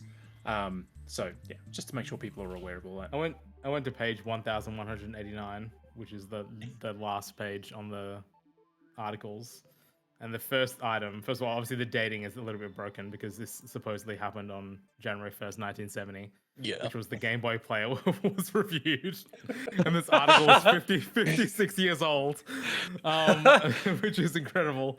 But I love that there's one comment on the article from 2014, which is like way later than this review even came out. And it's just someone railing the reviewer. just for the record, the Game Boy Player does not emulate Game Boy games as claimed by this shoddily composed article. It's its own hardware and is simply almost identical to the Game Boy Advance. I'm like, fucking hell. Was this that you? was required. Was that your comment? I mean, I would have done that, but no, it's not me. That's amazing. Look, if you're listening... I was gonna say, if you're listening to the Vookcast and you don't go to the website at all, you should totally hit up Vooks.net. It is a very good website now, made much better. And even better, we didn't even mention this. It works perfectly on mobile. Yeah, every single function, every single function that's on the website on the desktop works perfectly on mobile, which was not the case previously. Patreon member, and you log in now, the website works properly. It doesn't take 7,000 years to load because it was a separate cache for some reason. Yeah. We have to confirm whether or not half stars work on the mobile version, though. Well, I don't know if this is implemented yet, but I think patrons also don't get ads when they're logged in now. It was a feature of the last one. I'm not sure if it's it currently broke like a while ago. It broke quite a while ago. I think it's either fixed now or will be fixed soon. Yeah.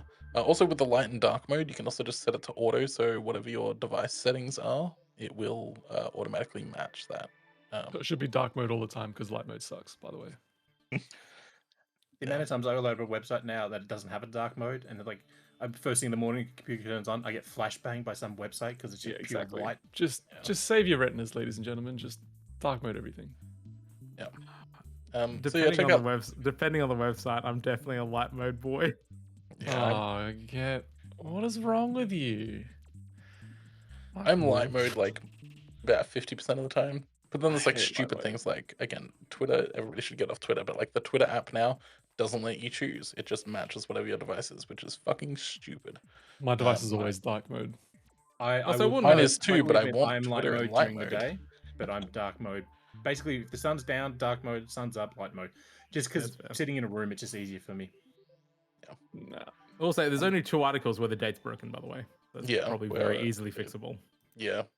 It's a CSS thing. We're getting there. I think there were like 10 of them previously, and then like Vook changed something, and now there's fewer of them, but it's still not there. Anyway, visit the site, break it, and tell us how you broke it. And we'll give you money. We won't give you money. That's not something I can. That's not something I can. You heard it here first, guys. Angelo's all of the brands. All of the brands will give money. He'll give them money, so Angelo's the one that will do that. I said we'll give you money.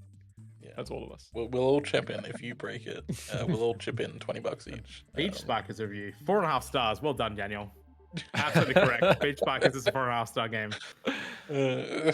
Alrighty, let's move on to Nintendo 20 questions. Michael, you're gonna have to stop reading old reviews. I can't help it. The first 4 old reviews are all GameCube games, and I'm like, I'm in. I'm totally in. Look, can you just link me to that reviews archive? I want to suss this out. Yes. If you're on the menu in the top right hand corner on the website, there's a menu button, and when you open up the menu, it's News and Reviews Archive right there. I understand how websites work, Luke. I just wanted to save me a click. Yeah, I got you. All right. Brilliant. Anyway, you may begin. Oh yeah, was this game released during the 2000s? Yes, it was. Okay, it's a GameCube game. It's Michael. I think we can just assume. Holy shit. Targeted. Tell us we're wrong. Obviously, you have to find out. That's what I was going to say. But, Well, so was it a GameCube game? It was not a GameCube game. Fuck all of you. Got him. Was this game released on a home console? It was not released on a home console. Yeah, so it's late Game Boy Color, Game Boy Advance, DS. What's this game released on the Nintendo DS? Nice pick. It was released on the DS. Okay. Fuck. 3 trillion games on the DS. All right. I mean, the next most obvious question is: was this published by Nintendo? It was published by Nintendo. Okay. That That's cuts like it down two- to like 1.5 trillion. Yeah. Yeah. That's good. Was it developed in Japan? It was developed in Japan. Oh, boys, we're on fire. Does this game feature recognizable Nintendo characters on the box art? I was dreading this fucking question. I'm talking about like mascots, like a Nintendo, like a fucking Mario, Samus. Why'd you ask box art though? Why not just the game itself? Because box art is more interesting. If he's on the box art, it's obviously in the fucking game. I mean, Look, if it's I not wanna if it's a DSi, not if it's a DSiWare game. Okay, I'm gonna say no to this one because like I don't think. Yeah, I'm gonna say no, and you guys can figure out what that means. I wonder if it means no. Did this game get a physical retail release? Holy shit! I've already lost track of the questions. That was Ollie's the 14th question. I think it was right. It was. So we're down to 13 questions. Perfect. You're making GD go. I don't even keep track. I just let Luke do it because he has it in the graphics. So yeah. Was this game? Did this game get a physical retail release? Yes, it did. Okay. Oh. We've got a lot of yeses. DSiWare. This episode of 20 questions is like Rojo Fuego itself. We are just nailing it. That's the name of the episode. Yeah. Okay, so I'm thinking like It's just Waha. We're nailing it. That's what you have to type Waha. Spell Rojo. that out. Rojo. ROJ. No, I'm thinking like Nintendogs, right? Because like the Nintendog is like a recognizable Nintendo character, but it's not really, you know. Oh, I mean, it's just a dog. It's just a dog. Yeah, it's just a dog. But like, if you saw the cover of If you saw the Nintendogs, art you're for like, Nintendogs, you'd know it's Nintendo. You'd Exactly, recognize. I'd say you'd recognize the logo first before the dog itself. Yeah. Is this game part of a series? It is part of the series. Okay. Okay. Does this because we never got an. Should I ask if this series existed outside of Nintendo DS/3DS? Ask if it's still around today. Like, yeah, is it still getting releases? Yeah. Okay. Is this series still getting releases? Unless I'm mistaken, which I don't think I am. No. Okay. But technically could be Nintendogs because that hasn't had one since the 3DS. Yeah, I just wondered if it was a series that was only on the DS/3DS. Because We Nintendo can follow up with that now. I don't know if it's worth asking though at the moment. I mean, okay. Did this game have multiple variants released on the DS? Oh right. Okay. No. He's basically saying, is this a Nintendogs game? That's the question that he's asking there. Yeah. Okay. That was the 10th question, correct? That was. So we're down to 9 questions. 8 I questions. did it, guys. All right. So it's not at Nintendogs. So made in Japan, published by Nintendo. Unsure if it features recognizable Nintendo characters in the box art because he said no. I mean, I'm not unsure about it. I'm saying no for a reason. Okay. Ooh, it could be like Mii's, right? It could be like a Who's That Pokemon situation where he's like, damn, is it a Voltorb or is it a Jigglypuff upside down or whatever? Or is it a bowling ball?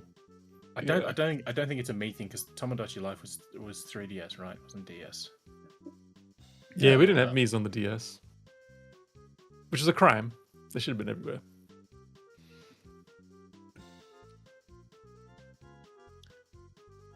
Did this game feature forms of like wireless connectivity?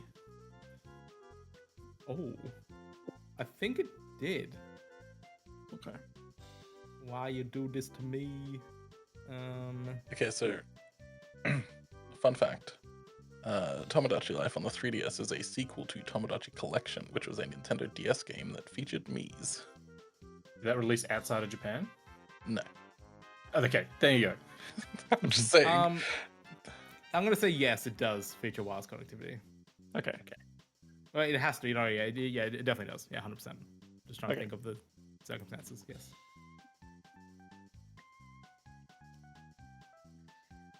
Okay, so...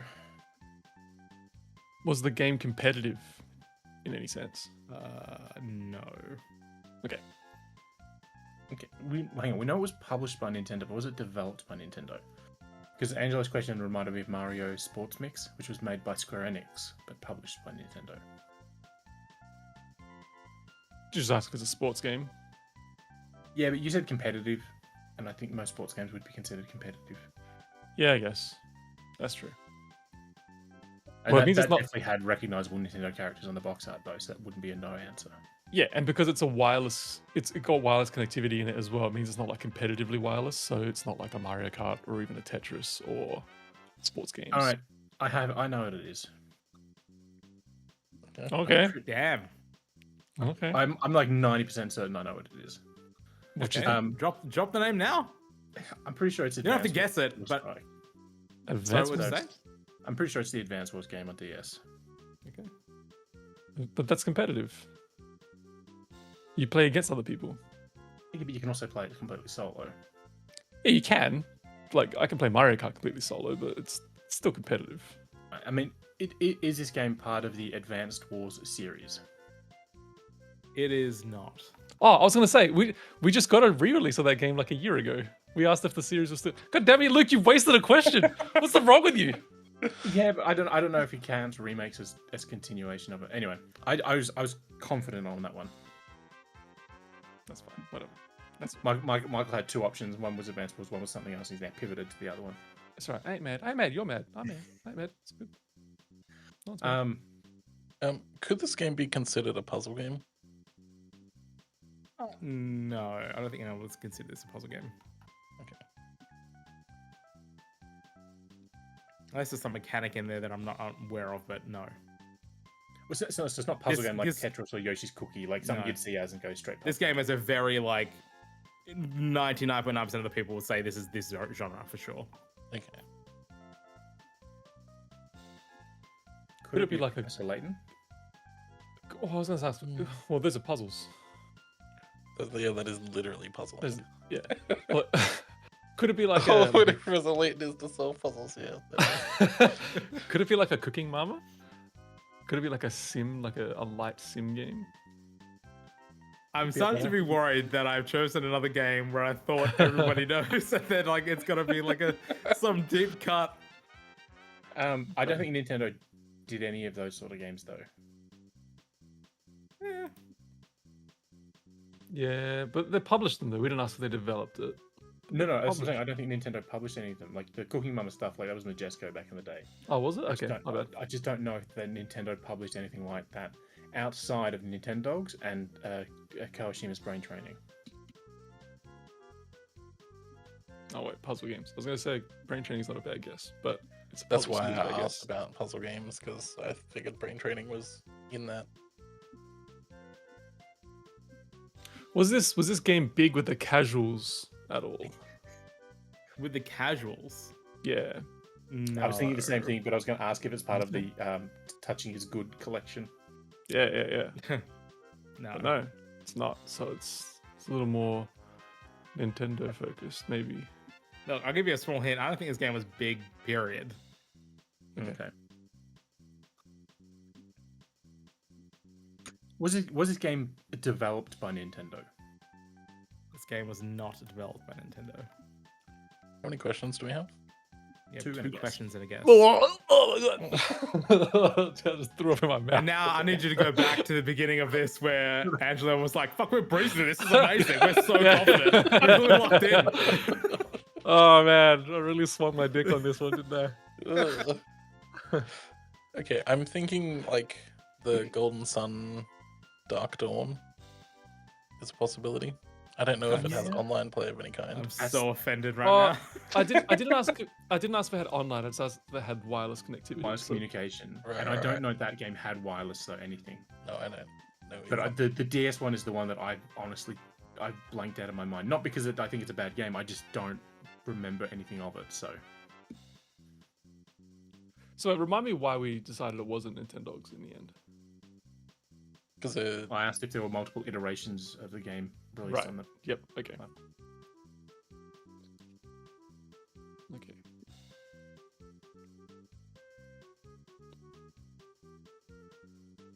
Did this game primarily use the touchscreen?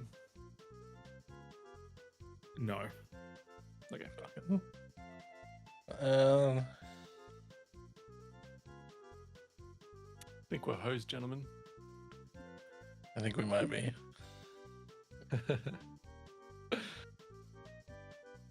So let me just run this down. So it was not made by Nintendo, but published by them. It's for the DS. There's no games, no recent games in the series. There is a series. It is part of a series. You're on the hand. As far as I'm aware, like, I could be very wrong, but I don't think I am. This is the last game in the series. Okay. He said no to not featuring recognizable Nintendo characters on the box art, which knocks games like Donkey Kong King of Swing out, or whatever it was called on the DS. Doesn't use touchscreen as a primary input. It's more button-based. Yeah, look, I'm watching that slot machine spin in your head at the moment. What do you got? What's your Hail Mary throw? Yeah, I can't, because everything I'm thinking is going back to like Nintendo developed, and the problem is I can't think of anything from the DS era that Nintendo. It was made in Japan as well. Yeah, you can start listing off some games and then use the meta question for your last question. I think he's assuming that we haven't mentioned it at all yet. That's the gift that that's what he's telling us. The problem is every time, like, I'm like, oh yeah, this one, that's like Spirit Tracks. There's something that uses buttons, but it's also Nintendo developed. Also a Zelda game. Yeah, well, that's the thing. It's like, how big is the character on the box art? You know. All right, so.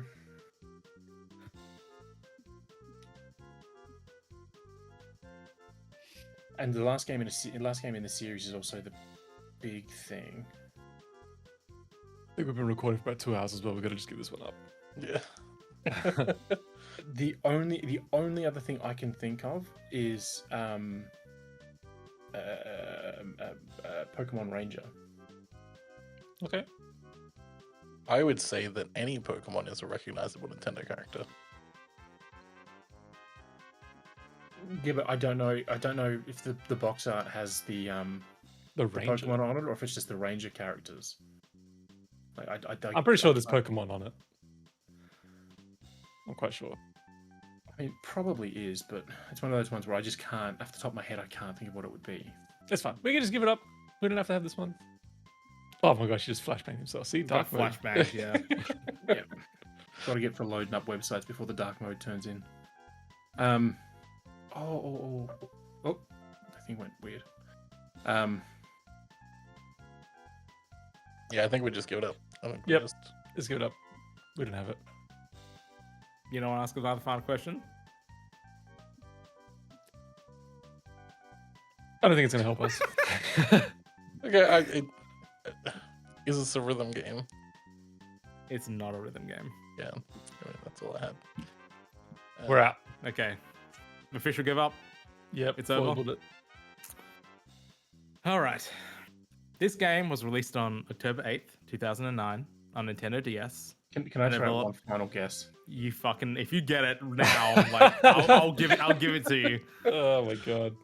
Is this actually quickly Google games released on October 8th, 2009 on Nintendo DS? No. Is this the last game in the Fossil Fighter series? No, that came out on 3DS. So last game of the series. Developed by, I don't know how to pronounce this. I think it's just Toes. T-O-S-E? Toes? Yeah, Toes? Yeah, Toes.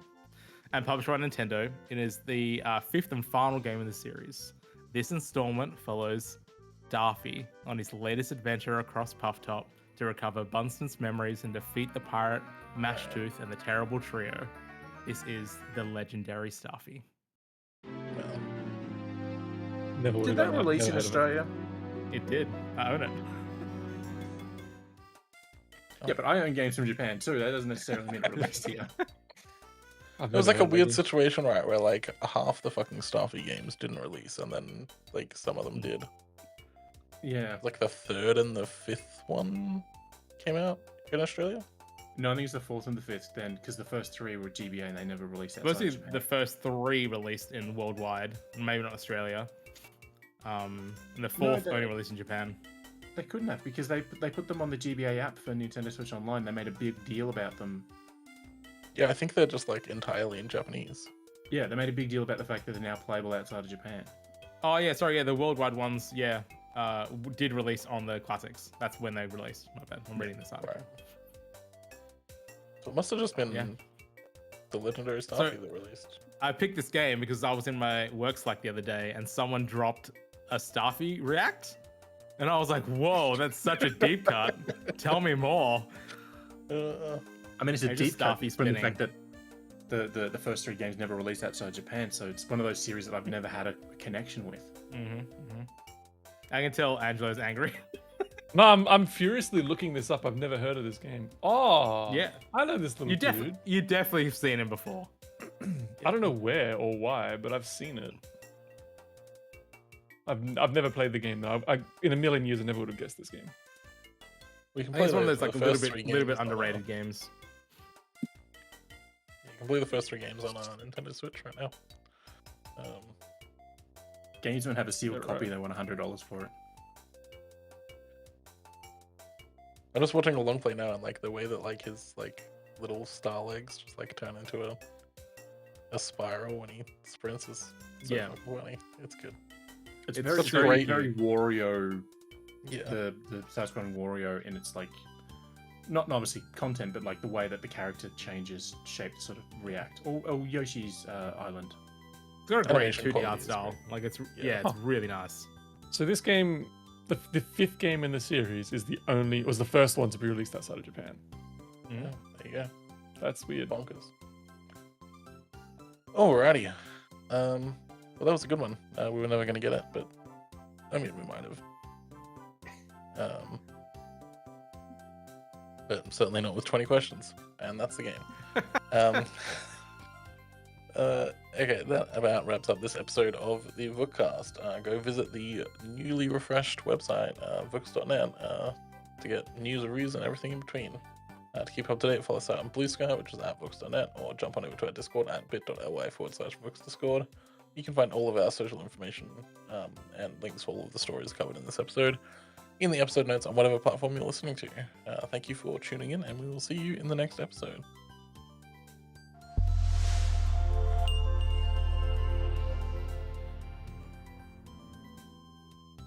Alrighty, get out of here, Craig.